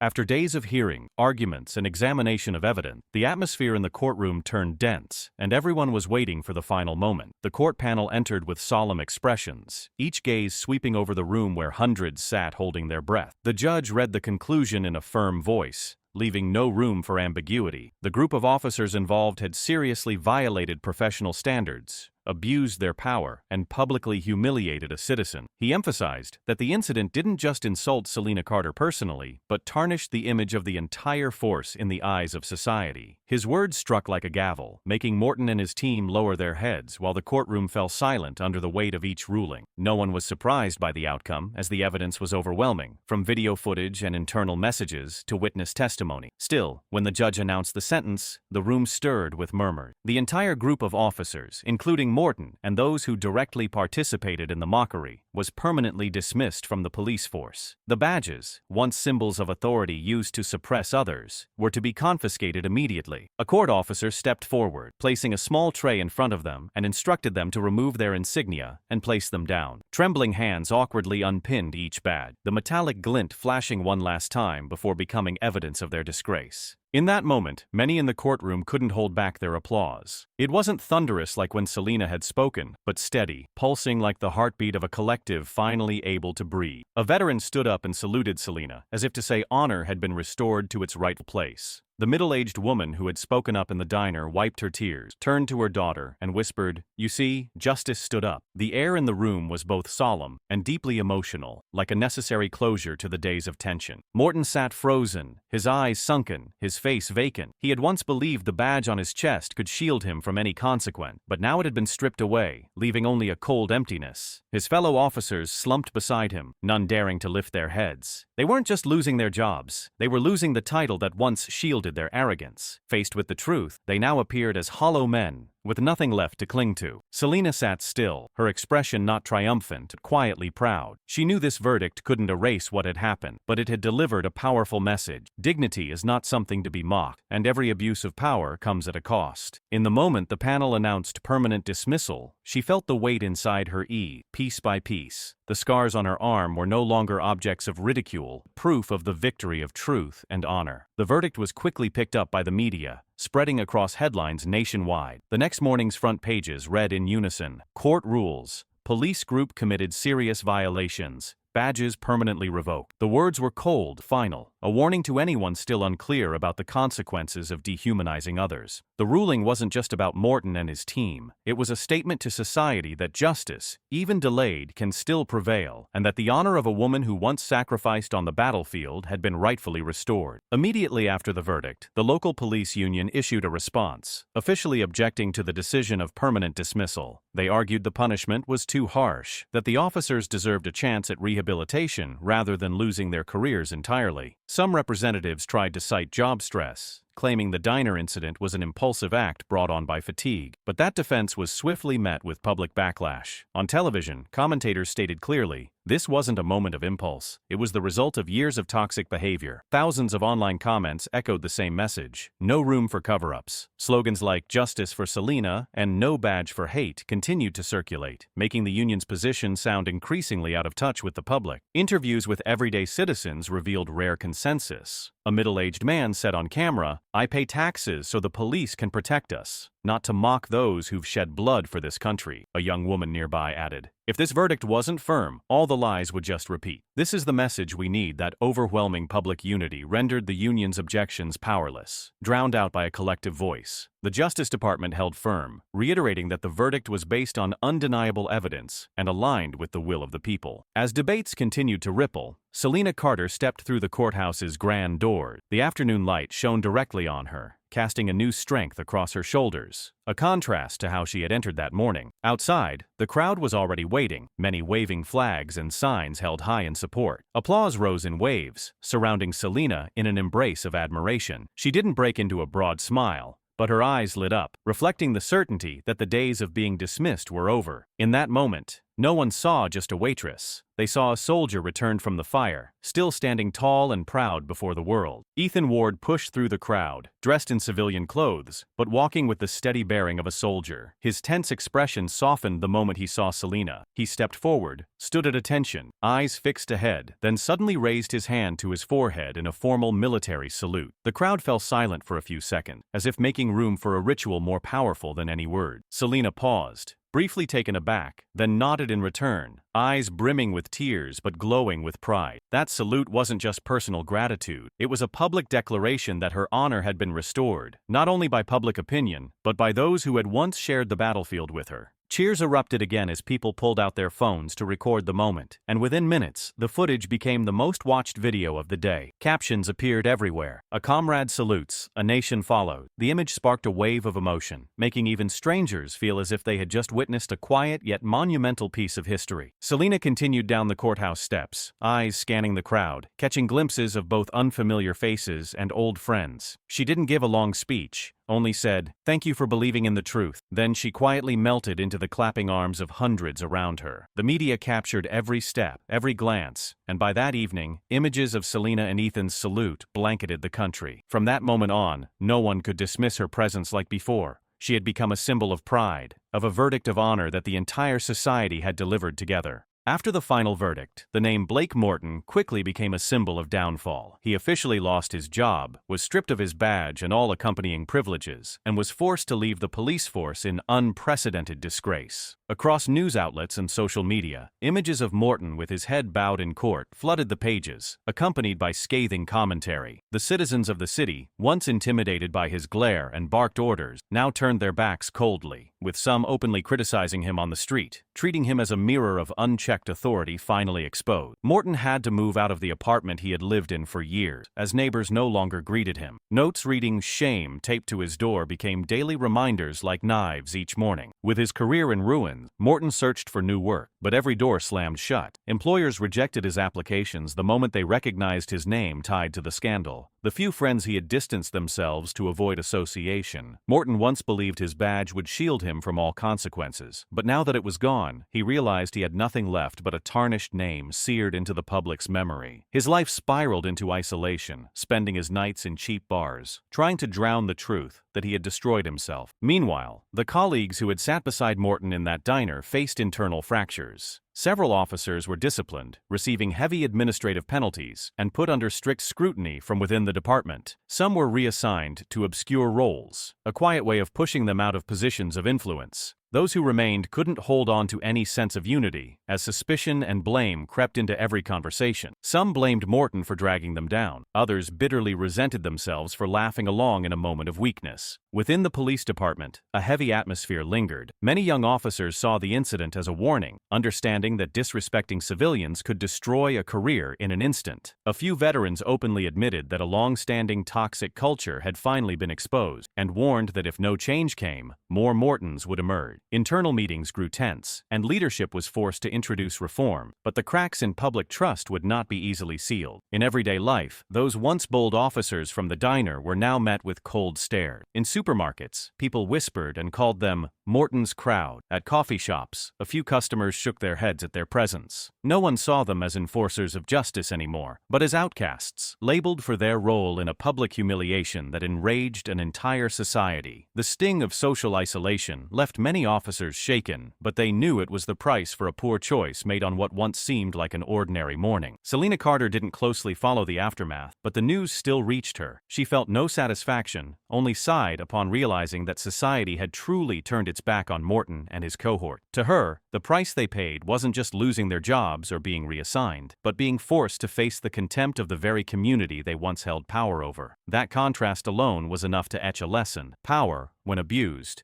will inevitably turn against those who wield it. The sentence handed down to Morton and his fellow officers didn't end with a legal ruling, but spilled into their emotional and social lives. They lost the trust of the community, their place in the system, and their ability to hide behind their professional titles. The price was not imposed by anyone else. It was a consequence they brought upon themselves. In the broader picture, while a few careers collapsed, what remained was a lasting warning. Honor doesn't belong to those with badges, but to those who stand firm in the storm. The fallout didn't stop with Morton and the officers directly involved. It extended to their families. As the verdict spread across the media, their relatives quickly became targets of public backlash. Morton's children were shunned at school, with some even mocked openly that their father was a disgraced officer stripped of his badge. His wife had to take a leave of absence, unable to bear the stares in the office, and at times received anonymous messages filled with cruel words. His elderly parents in the suburbs were hounded by reporters, bombarded with questions, turning their once peaceful home into a pressure cooker. Morton had thought he'd only lose his career, but now he realized the spiral was dragging his entire family down with him. The other officers fared no better. One, who had sat beside Morton in the diner, was harshly confronted by his wife, who blamed him for the fact that their daughter no longer dared to wear her school uniform in public. Another family had to move to a new area, escaping the whispers and hostile stares from neighbors.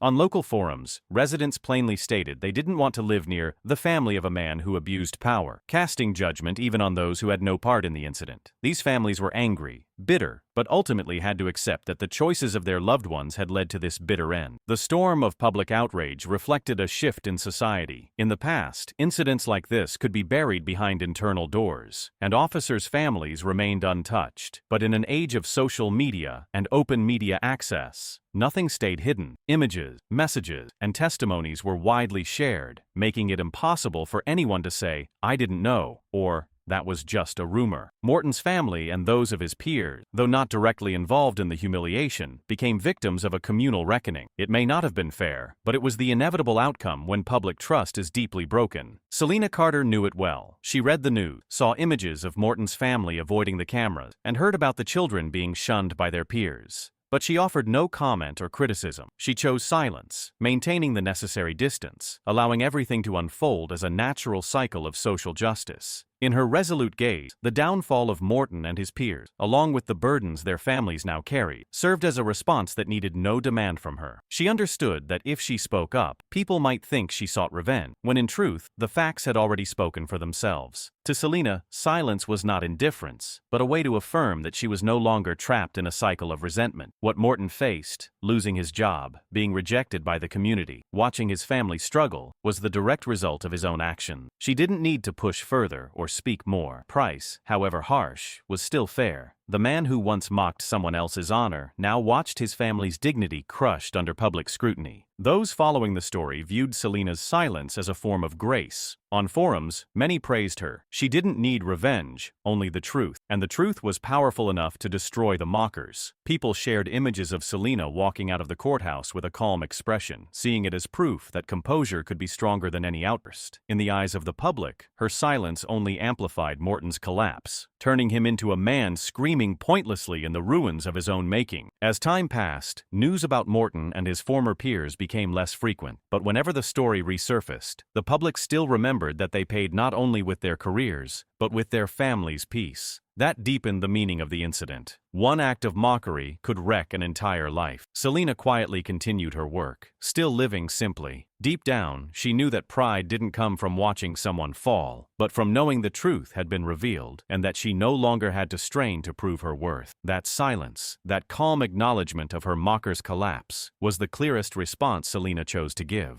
When the hearings concluded, the image of Selena Carter was no longer tied to the chaotic morning at the diner, but had become a new symbol of pride and courage. Major newspapers featured a photo of her stepping out of the courthouse, head held high, hand resting gently on the tattooed arm, with bold letters beneath, "Scars of Honor." That image quickly appeared everywhere, from front pages of dailies to magazine covers. It wasn't just a moment captured after a lawsuit, but a direct message that some scars do not invite pity, they stand as proof of honor. People saw the image at bus stops, on digital billboards in malls, even in the evening news, and wherever it appeared, it sparked a shared sense of being reminded of the true value of resilience. The story's impact quickly spread into everyday life. Many schools began using Selena's case as a key example in civics lessons. Teachers told her story to students, from the moment she was mocked at the diner to the day the truth was revealed in court, emphasizing that respecting others is the foundation of society. Some schools showed the viral video and hosted discussions where students shared their thoughts. In those sessions, some stood up timidly and admitted to being teased for their appearance, saying Selena's story helped them realize that mockery is never harmless. Veterans associations also responded strongly, hanging "Scars of Honor" banners at meetings to remind everyone that no one has the right to turn a soldier's wounds into a joke. They declared that Selena represented not only herself, all warriors who returned with damaged bodies and unbroken spirits. Several military museums reached out, asking to display the old battlefield photo of Selena, seeing it as a testament to unwavering strength. The ripple effect went further, as local communities began hosting forums inspired by her story. Citizens discussed how to build a culture of respect, how to protect vulnerable people from discrimination. At these events, speakers often projected the Scars of Honor image as a mirror, reflecting the value of human dignity. Many students wrote short essays about Selena and submitted them to their teachers, with several affirming that her scars had become lessons for an entire generation. Selena continued to stay silent with the media, declining a flood of interview requests. Yet that silence only gave her image more weight. She didn't need to retell the story. Society was telling it for her. Each article, every hashtag, every classroom using her case as an example became a different record of the same truth. Selena understood she was no longer just the central figure in one incident, but a symbol many looked to for strength. By spreading through the press, schools, community groups, and everyday conversations, the story of Selena became more than a reminder of justice in a single lawsuit. It etched itself into the public consciousness as proof human dignity holds value far beyond any ridicule. Scars of Honor was no longer just a printed headline, but a living slogan of a movement, teaching that in this society, respect is not a favor, it's a fundamental right everyone deserves. What started as a short caption under a video, the hashtag Scars of Honor, quickly turned into a nationwide campaign supporting female veterans. Social organizations, veterans groups, and even individuals who had previously paid little attention to the issue began using the hashtag to spread the message. Social media platforms are filled with photos of women who have served in the military, posting images of their wounds and scars with captions that read, "Honor, not shame." Dozens of news outlets analyzed the meaning of the movement, emphasizing that it wasn't just support for Selena Carter, but a tribute to all the women who had fought and suffered in silence. Selena's story was the spark, but what followed was a public space where thousands could finally raise their voices. Within weeks, the hashtag appeared across all major platforms, from Facebook and Twitter to TikTok and Instagram. Short videos featured female veterans sharing their personal stories, while long posts recounted memories from the battlefield, all tagged with hashtag Scars of Honor. The media called it an unprecedented wave, as rarely had the public focused so deeply on women who had served in the armed forces. Some universities even hosted forums under the theme Scars of Honor, inviting veterans to share their experiences, where many students heard for the first time that behind the strong image of a soldier were people carrying wounds who deserved to be heard and respected. Along with the growing movement, thousands of thank you letters were sent directly to Selena. The city post office overflowed with envelopes from across the country, many handwritten and simple, filled with heartfelt messages. One was signed by a mother who had lost her son in war, saying Selena's story made her feel his sacrifice had not been forgotten. Another came from a retired female soldier soldier, writing that thanks to Selena, she finally had the courage to show the surgical scar on her abdomen, rather than hide it after so many years. Even high school students sent letters, saying that her story taught them the meaning of resilience and respect. Selena received each letter in silence, sitting at the small table in her modest apartment, opening them slowly and reading every word. Each sentence felt like a whisper from a stranger's heart, but somehow reached the deepest corners of her memory. Some letters made her cry, some made her smile, and many left her with a rare sense of peace.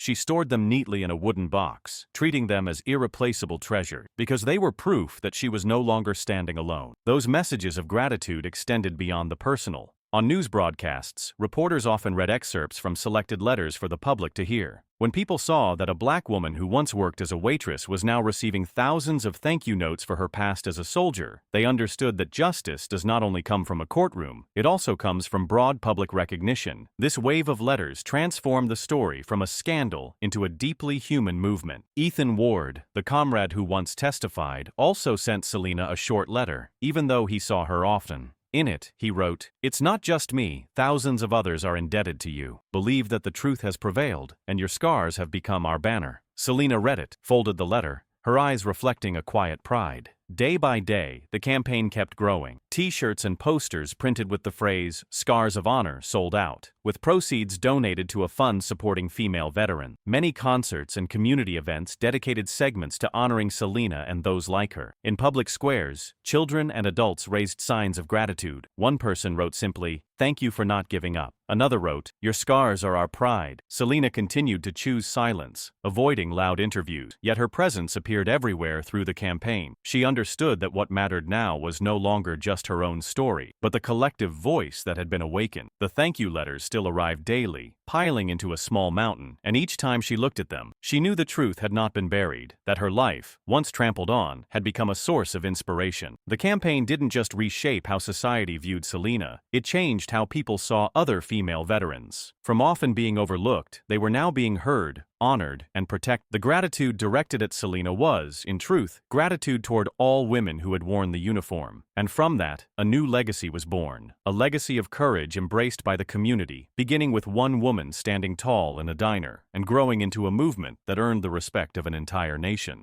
After all the upheaval, the diner that once was just a small corner eatery took on an entirely new meaning. The owner, after witnessing countless visitors stopping by just to ask about that fateful morning, decided to hang a photo of Selena Carter in uniform on the large wall near the register. It was a photo taken on the battlefield, her face covered in dirt and blood, but her eyes still shining with resilience. Beneath it, a small plaque was engraved with the words, "Scars of Honor," a tribute to dignity. The photo became the diner's focal point, catching the eye of everyone who walked in, a reminder that the place where humiliation once occurred had been turned into a shrine of pride. People from all over came, not just to eat, but to take pictures with that photo. They stood in front of the wall, raising a hand in salute, some placing small bouquets beneath the frame, others bringing handwritten notes of thanks. On those notes, people wrote everything from messages of gratitude to Selena to words of regret for having once stayed silent in the face of injustice. One simply read the word respect, yet it was enough to move others. A small corner of the diner was set aside by the owner to post these notes, gradually turning into a colorful wall of gratitude and awakening. The atmosphere inside the diner shifted noticeably. The place that once echoed with mocking laughter now resonated with kind conversation. Customers, whether regulars or strangers, lowered their voices as if entering a sacred space. Some veterans came just to sit quietly under the photo, closing their eyes to remember fallen comrades. One day, a group of high school students visited, and the teacher pointed to the photo, retelling the entire story, emphasizing that the lesson wasn't in any textbook, but in the values of respect and bravery. This transformation extended beyond the diner, rippling through the community. Local residents began organizing meetups centered around Selena's story. They discussed ways to build a safer, more inclusive environment, one free of discrimination. People who had once hesitated to challenge authority now found the courage to demand transparency, realizing that one brave act could shift an entire society. In an interview, the diner owner said he never imagined his small business would be linked to a symbol. He shared, "I want this place to be more than somewhere that serves food. I want it to remind people that respecting one another matters more than any cruel word." His words moved many to tears because they understood that change begins with the most ordinary things. The diner grew busier by the day, but the atmosphere never became noisy. It turned warm. Visitors instinctively preserved the quietness of the space, honoring the dignity of the photo. Children who came with their parents were taught that Selena's scars were signs of bravery, never to be mocked. Many took pictures and posted them online with captions like, "We visited where the truth was revealed." The messages left on the wall in the diner kept growing. Someone wrote, "Thank you for reminding us that staying silent in the face of injustice is also a wrongdoing." Another note read, "This photo will help my child grow up knowing how to respect others." The variety in the notes showed how the story had touched hearts across all walks of life, from old soldiers and single mothers to high school students. Each message was like a brick helping to rebuild the community's sense of trust. Selena heard about what was happening at the diner. Her heart stirred with quiet pride. She didn't return often, but she knew her presence there had become part of the city's shared memory. When she saw the photos posted by locals, she understood that her story was no longer a personal wound, but a lesson for the whole community. That was the greatest change she had hoped for. A transformation that didn't need shouting, just a photo on the wall and thank you notes hurriedly written from the heart. Because of that, the community around the diner grew more connected. People cared more for one another, paid closer attention to protecting those who were vulnerable. The thank you notes didn't stop at the wall. They echoed through everyday actions and conversations. From a shocking incident, the place had become a source of strength, reminding everyone that respect can take root anywhere, even in a small corner diner. In the days after Selena's photo and uniform was hung on the wall, the stream of visitors only grew. People didn't come for fast food or a cheap cup of coffee. They came to see the image with their own eyes and to express appreciation. Elderly people came with canes, walking slowly, and when they stood before the photo, they placed a hand gently on the wooden frame, whispering something like a prayer. Groups of students brought cameras, took pictures, and posted them online with short but powerful captions. "We're proud of you." That simple affirmation echoed again and again, like a chorus from a community that had found its symbol of courage and dignity. Those words didn't just appear on scraps of paper pinned to the gratitude wall. They came straight from the mouths of customers. When Selena happened to return one late afternoon, the room seemed to pause for a few seconds. Diners stood up. Some saluted her in military fashion, others simply nodded, and then, in unison, they said, "We're proud of you." The sound wasn't loud, but it carried a kind of energy that left Selena speechless. She wasn't used to being praised, but she understood that the moment wasn't just about honoring her. It was about affirming that truth and honor had finally been put in the right place. Selena smiled slowly, her eyes reflecting a quiet emotion she tried to contain. She responded with a single sentence, one that etched itself into the memory of everyone in the diner. "I just did what needed to be done." The words brought a hush over the room, then gave way to a wave of applause. People understood that for Selena, what she had done on the battlefield wasn't about becoming a hero, but simply a reflex of someone who refused to abandon her comrades. It was that simplicity that made her so deeply respected, because it revealed the true nature of courage, not showy, not waiting for gratitude, but simply choosing what's right in the harshest moment. The journalist present quickly wrote down her words, turning them into bold headlines across numerous outlets. "I just did what needed to be done." From then on, the quote was shared alongside her steady smile, becoming a symbol of the movement supporting female veterans. Many articles noted that it was her calm honesty that set Selena apart from the typical image of a hero. She claimed no glory, built no myth, but gave credit to truth itself. The public believed even more firmly that she embodied the qualities society needed to learn from: patience, humility, and strength drawn from silence. In schools, teachers recounted the moment to students, emphasizing that a true hero doesn't need praise. Actions speak for themselves. Many children wrote in their journals that they wanted to do what needs to be done when faced with injustice, adopting it as a personal motto. At community gatherings, when talking about changes in everyday behavior, people repeated Selena's words as a reminder: "Do what's necessary, even if small, but do it right." Among veteran groups, Selena's words sparked heartfelt discussion. Some older vets were brought to tears upon hearing them again, reminded of comrades who had also just done what needed to be done and never returned from the battlefield. To them, Selena spoke not just of honor, but of the shared memory of a generation that had sacrificed quietly. Their gatherings began with someone reading her quote aloud, followed by everyone rising in salute, a simple, solemn tribute. To the wider public, Selena's words became a mirror. People realized that in everyday life, everyone faces moments when they must choose between silence and standing up. Selena's actions on the battlefield and her composure in the diner showed that courage isn't about grand gestures, but about doing right in difficult situations. That's what turned one short sentence into a lasting message, prompting many to quietly ask themselves, "If it were me, would I have the courage to do what needs to be done?" Selena returned home after the afternoon at the diner, feeling both relieved and burdened. She had never sought applause, but seeing the grateful eyes and hearing the words of pride, she understood that she had, without intending to, become a guiding light for many others. Her simple answer, instead of closing a chapter, had opened a new one, where the value of honor could be passed on to the next generation. As night fell, countless photos and videos of Selena smiling and saying,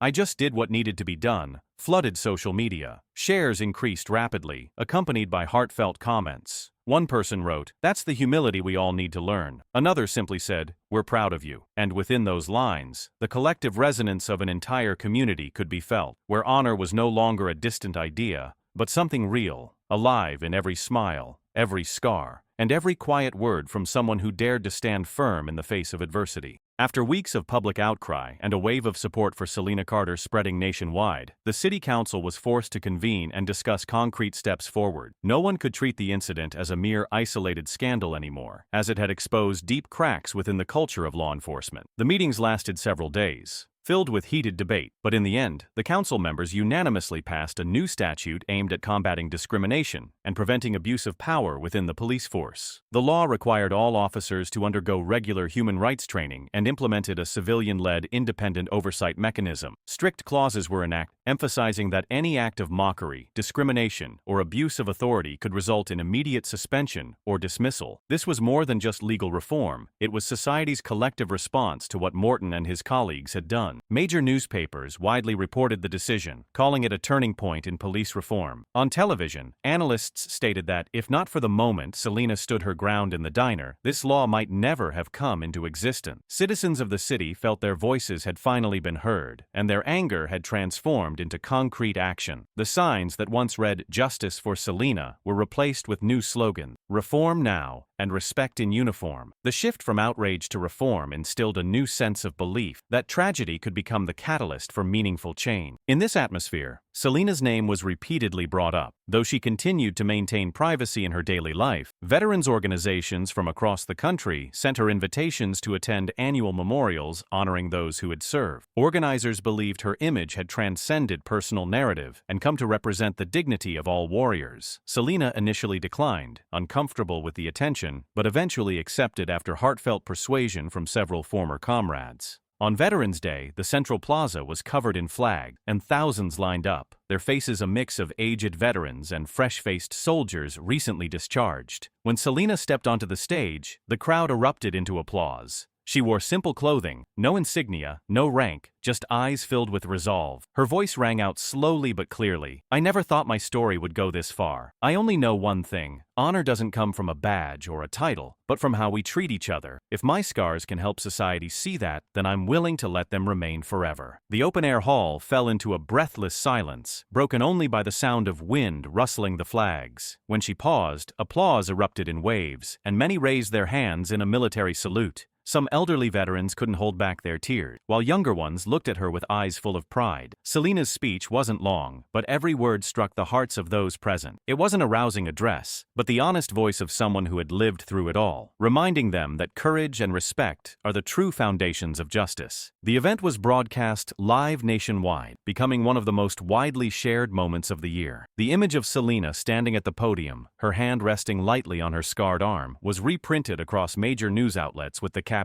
"Honor doesn't need a badge, only the truth." People embraced it as a new message, following Scars of Honor, and it became a wave of inspiration not just for veterans, but for anyone who had ever been overlooked in society. From that day on, Selena was no longer just the central figure in a headline-grabbing incident. She became proof that one person, through steadfastness and quiet strength, forced an entire system to change. The city council continued to monitor the enforcement of the new law. Community organizations actively joined in, and in the hearts of every citizen, the image of Selena standing at the veterans' ceremony served as a reminder that honor cannot be erased by ridicule. The pressure for reform, born from a moment of pain, had paved the way for a broader path where justice was prioritized and respect became the standard everyone must uphold. During the ceremony, after her opening remarks, Selena paused for a few seconds, took a deep breath, and lifted her head to face the crowd. Her eyes scanned over the white-haired veteran, the young faces still marked by war, and the ordinary citizens packed together under the sun. Her voice rang out clear and firm, each word etched into the air. honor knows no color. The short sentence carried the weight of generations, a reminder that sacrifice isn't measured by skin tone, but by courage and devotion. In that moment, the plaza seemed to hold its breath. Everyone fell completely silent, letting each word settle in their hearts. Then, from a corner of the crowd, the first clap echoed, followed by another, and then another, building into a thunderous ovation. The sound rolled against the walls, spread across the square, a collective affirmation that Selena's message was not only right, it was unforgettable. Those nearby raised their hands in salute, others lifted clenched fists, and many cried while still clapping, unable to stop. The media captured the entire scene, cameras sweeping quickly to catch the emotional faces in the crowd. Elderly people wiped their tears, whispering to one another, "It's time our children understand this." Younger voices shouted, "Respect!" in solidarity. The applause continued, not stopping even as Selena stepped down from the podium, and that echo carried on through live broadcasts nationwide. Many viewers watching from home shared the moment, turning it into a new symbol. The phrase, "Honor knows no color," quickly appeared on newspaper covers, electronic billboards in city centers, and was even printed on t-shirts and banners hung in school. It was seen as a natural continuation of "Scars of Honor," a slogan not just for Selena, but for anyone who had ever been dismissed because of their background, yet stood their ground with dignity. Selena left the stage surrounded by handshakes and grateful looks. Veterans came forward, some saluting, others offering quiet nods, but all with the same message. They saw in her words a truth long left unspoken in public. For them, that moment wasn't just about honoring one individual, but a release for a community that had silently endured far too long. The applause that day wasn't just an emotional response, but a wake-up call. It made officials reflect and gave people more confidence that change was possible. Commentators called it the moment that redefined trust, as a single sentence was enough to bring the community together, breaking down long-standing barriers. That evening's news all replayed the thunderous applause, with one shared voiceover: "Honor has no color, only truth." As for Selena, she didn't seek the spotlight. In the moment she stood on that podium, all she wanted was to speak the truth she had learned on the battlefield, and in the scars still etched into her skin. But when the applause erupted, she realized the message had grown beyond her. It was no longer just hers. It now belonged to everyone, a collective voice of a community yearning for justice and respect. The next day, a flood of letters continued to arrive, not just of thanks, but of personal admissions that her words had changed how people viewed history, soldiers, and even themselves. Teachers began quoting her in class. Politicians used the phrase to reinforce reform pledges, and in everyday conversations, people repeated it, not as a political slogan, but as a reminder of basic human decency. Selena sat quietly in her small apartment, reading through the headlines, overwhelmed with emotion. She didn't feel proud in a boastful way, but relieved, as if a burden she had carried for years was finally being shared. That sentence, spoken from a place of deep truth, had now become the story of an entire nation, and the applause that echoed across the sky was confirmation that honor, when placed where it belongs, can break through every wall of prejudice and leave a mark on the memory of millions.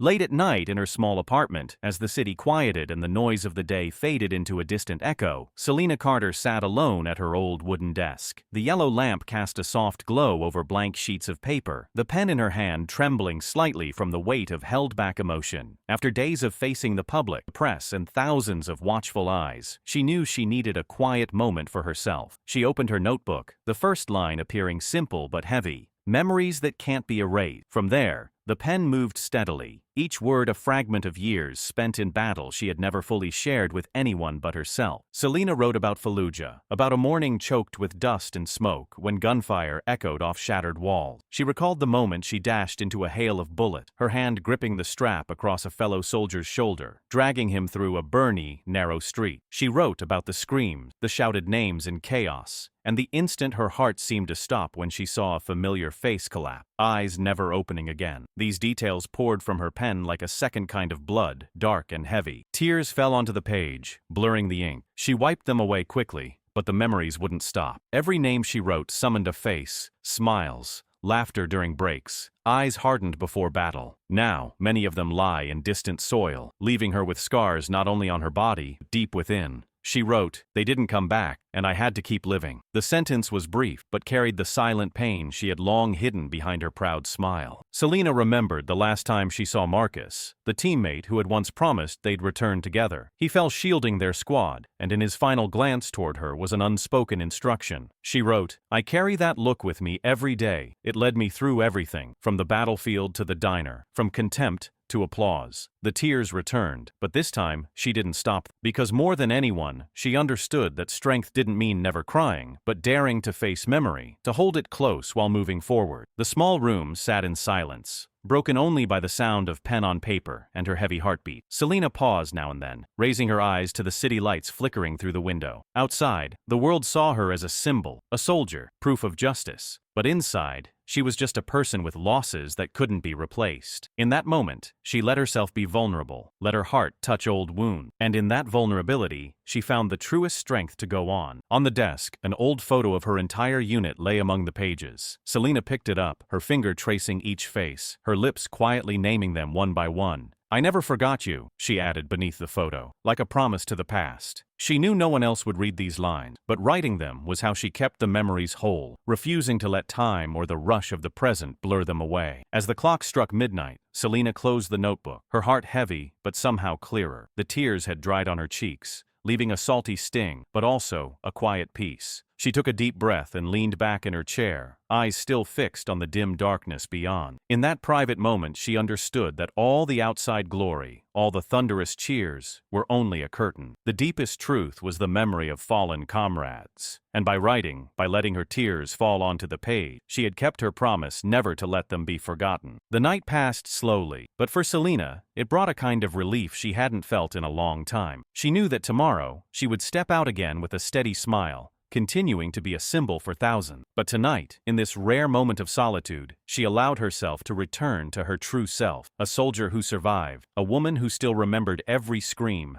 every drop of blood, and every hand she couldn't hold on to in time. And that honesty gave her strength to move forward, because honor is built not just from what the public sees, but from what her heart continues to hold. When the final page closed, Selena Carter sat quietly, her eyes red from hours of crying. She looked down at her arm, where the tattoo remained. The ink faded slightly with time, but still sharp enough to call forth memory. Her hand rested gently on the tattoo, the roughness of her scarred skin sending small pulses of pain. Selena closed her eyes, letting the memories rush in, and whispered as if to faces no longer there, "I kept my promise." That promise wasn't only to Marcus or the fallen teammates, but to herself, that she would never let their sacrifice be forgotten, that every step she took in life would carry the pride of those who stayed behind. The whisper disappeared into the night, but in her heart, it burned like a steady flame, keeping her upright through every storm. She sat for a while longer, listening to the rhythm of her breath, as if it were proof that she was still here to tell their story. When she finally looked up, the clock was nearing dawn, and the lights outside the window had begun to fade, giving way to a pale morning sky. She stood and walked out to the small balcony, where the first rays of sunlight filtered through the rooftops. The early breeze brushed against her skin, making her shiver, but instead of feeling cold, she felt an unexpected calm. The city below was waking, the hum of engines and birdsong mingling, reminding her that a new day had begun. She inhaled deeply, filling her lungs with the crisp air, then smiled, a smile no longer shadowed by pain, but filled with peace. After days of pressure, judgment, and a flood of media attention, Selena felt reborn in the stillness of that sunrise. The tears from the night before had washed away some of the weight, leaving her with a renewed sense of purpose, ready to move forward, not just to prove something, but to fully live as herself. As she stepped away from the balcony, Selena slipped on a light jacket and walked out into the street. The soft morning light settled on her shoulders, blending her form with the stream of people beginning a new day. Rushed faces and hurried footsteps passed by, but to Selena, everything felt peaceful. She walked slowly, her gaze relaxed, as if every familiar corner of the city was offering her a quiet greeting. Across the street, a woman smiled and nodded, and an older man paused briefly and whispered, "Thank you." Selena responded with a gentle glance, her steps unhurried, as though she had found her own steady rhythm of peace. She stopped at a small cafe by the roadside, ordered a hot cup, and sat by the window. From her seat, she watched the endless flow of people pass, her heart no longer burdened by the sneers or contemptuous looks of the past. Inside her, calm had taken root, nurtured by memory, by a promise kept, and by the belief that every scar, every tattoo, held a meaning that could never be erased. The server brought her coffee and bowed slightly with quiet respect, and Selena returned the gesture with a soft smile. She didn't need to say anything more, because everything had already been spoken the night before, and every gaze around her now affirmed the truth in her place. As the sun climbed higher, its light spilling brightly over the street, Selena stood and resumed her walk. She no longer felt alone.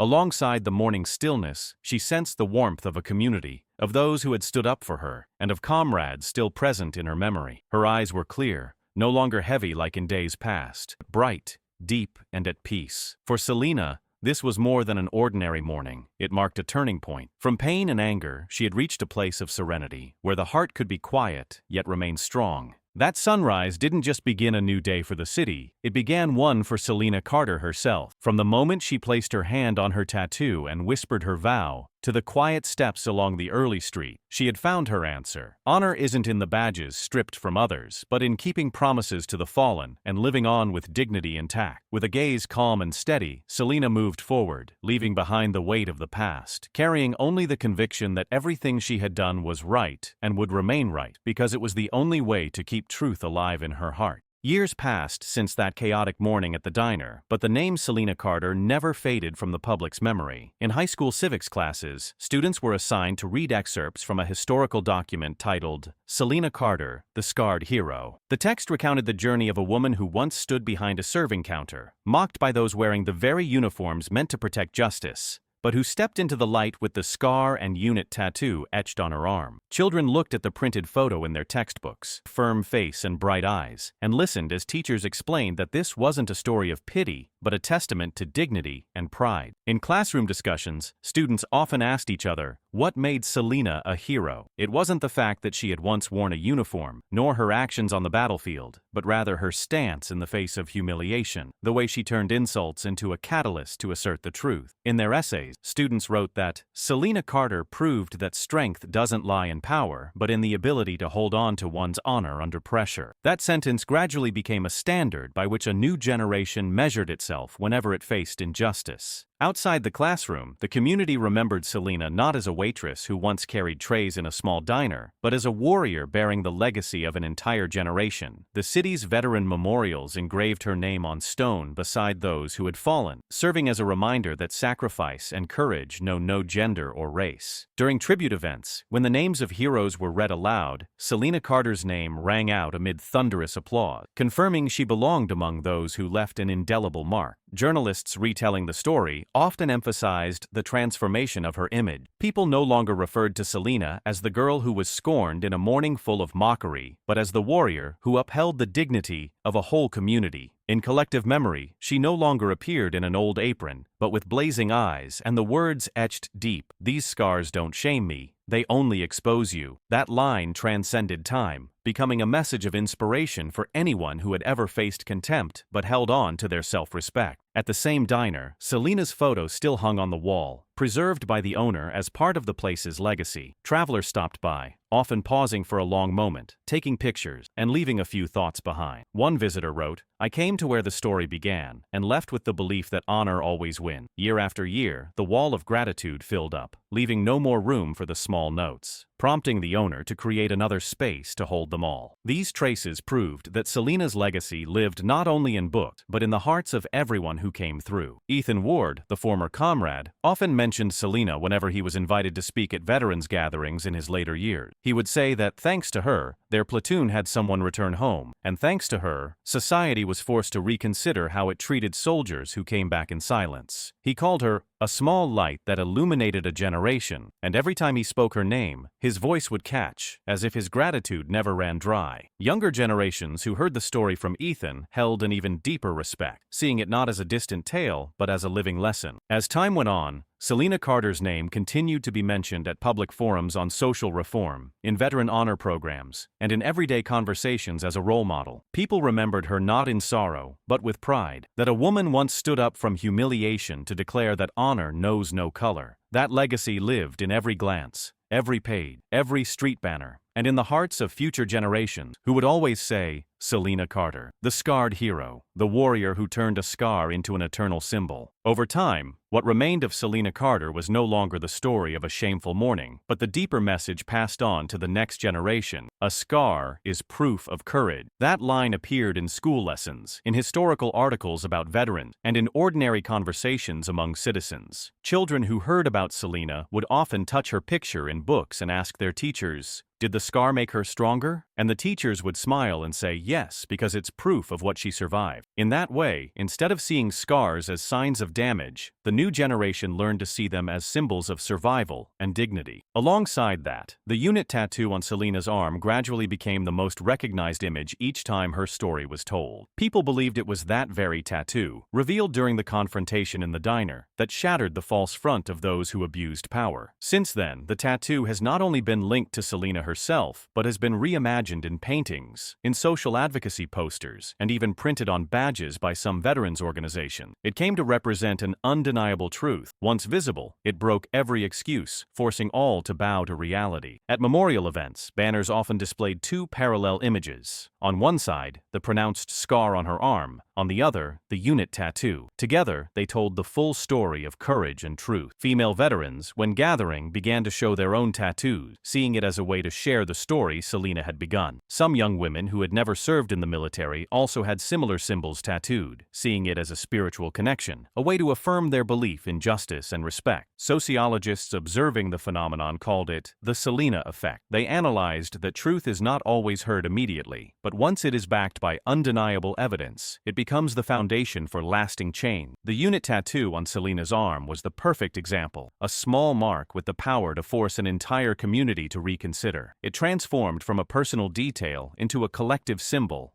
often cited as living proof that honor can be buried in dust but never erased. In military museums, the image of Selena with her tattoo was displayed alongside battlefield artifacts. Visitors often lingered longer at that spot, reading the caption that read, "Unit tattoo, proof of an undeniable truth." Children visiting with their parents were told that this was the story of a woman who was once mocked for a scar, but whose tattoo ultimately reversed the entire narrative and restored her honor. In that way, the lesson became tangible, touching the heart rather than staying confined to the page. Selena, though she continued to live quietly years later, understood that the legacy no longer belonged to her alone. Every time she looked at the tattoo, she not only remembered the comrades who had fallen, but also felt at peace knowing the symbol had helped others find strength. It became a source of grounding for those enduring ridicule, a reminder that the truth will eventually be revealed, and that honor will always find its way back. And so, Selena Carter's legacy was sealed through two parallel images, the scar and the tattoo. The scar reminded people of resilience, while the tattoo affirmed the power of truth. Together, they carried a single message. Honor is created by what a person dares to endure and chooses to protect. That's why, when people speak of her, they don't say Waitress, but call her the scarred hero, the warrior whose scar and tattoo became an everlasting symbol. As the journey came to a close, the name Selena Carter was no longer tied to a morning of mockery in a diner, but had become a timeless symbol. From the moment she held her head high amid humiliation, to the instant the truth was laid bare before hundreds of eyes, her life stood as proof that dignity can never be stolen. The scars once used to shame her turned out to be the very shield that protected her honor, while the unit tattoo became an unshakable declaration that truth will always exist, no matter how hard someone tries to bury it. People looked back and realized that Selena's battle wasn't only fought on distant battlefields, but in everyday life, where discrimination and abuse of power still existed. The way she faced Morton and his team, not with weapons, but with resolve and dignity, made clear the fragile line between those who wield power to oppress and those who use character to preserve honor. That simple truth resonated louder than any verdict, forcing society to change and reestablish its core values. From Selena's story, people learned the power of staying silent at the right time and speaking up at the right moment. She didn't retaliate with rage, but let truth and evidence speak for themselves. It was a powerful form of resistance, one that not only protected her, but also awakened empathy and unity within the community. Thanks to that composure, she inspired thousands to stand with her, turning a personal incident into a sweeping movement. Looking at Selena, younger generations learned that honor isn't something granted by a badge or a title, but earned by standing firm in the face of injustice. Students reading about her in textbooks didn't just see a woman with scars, but a symbol of courage and perseverance. Veterans who spoke of her saw confirmation that their sacrifices weren't in vain, that the wounds on their bodies were noble testament, not shameful marks. The moment Selena placed her hand over her tattoo and whispered,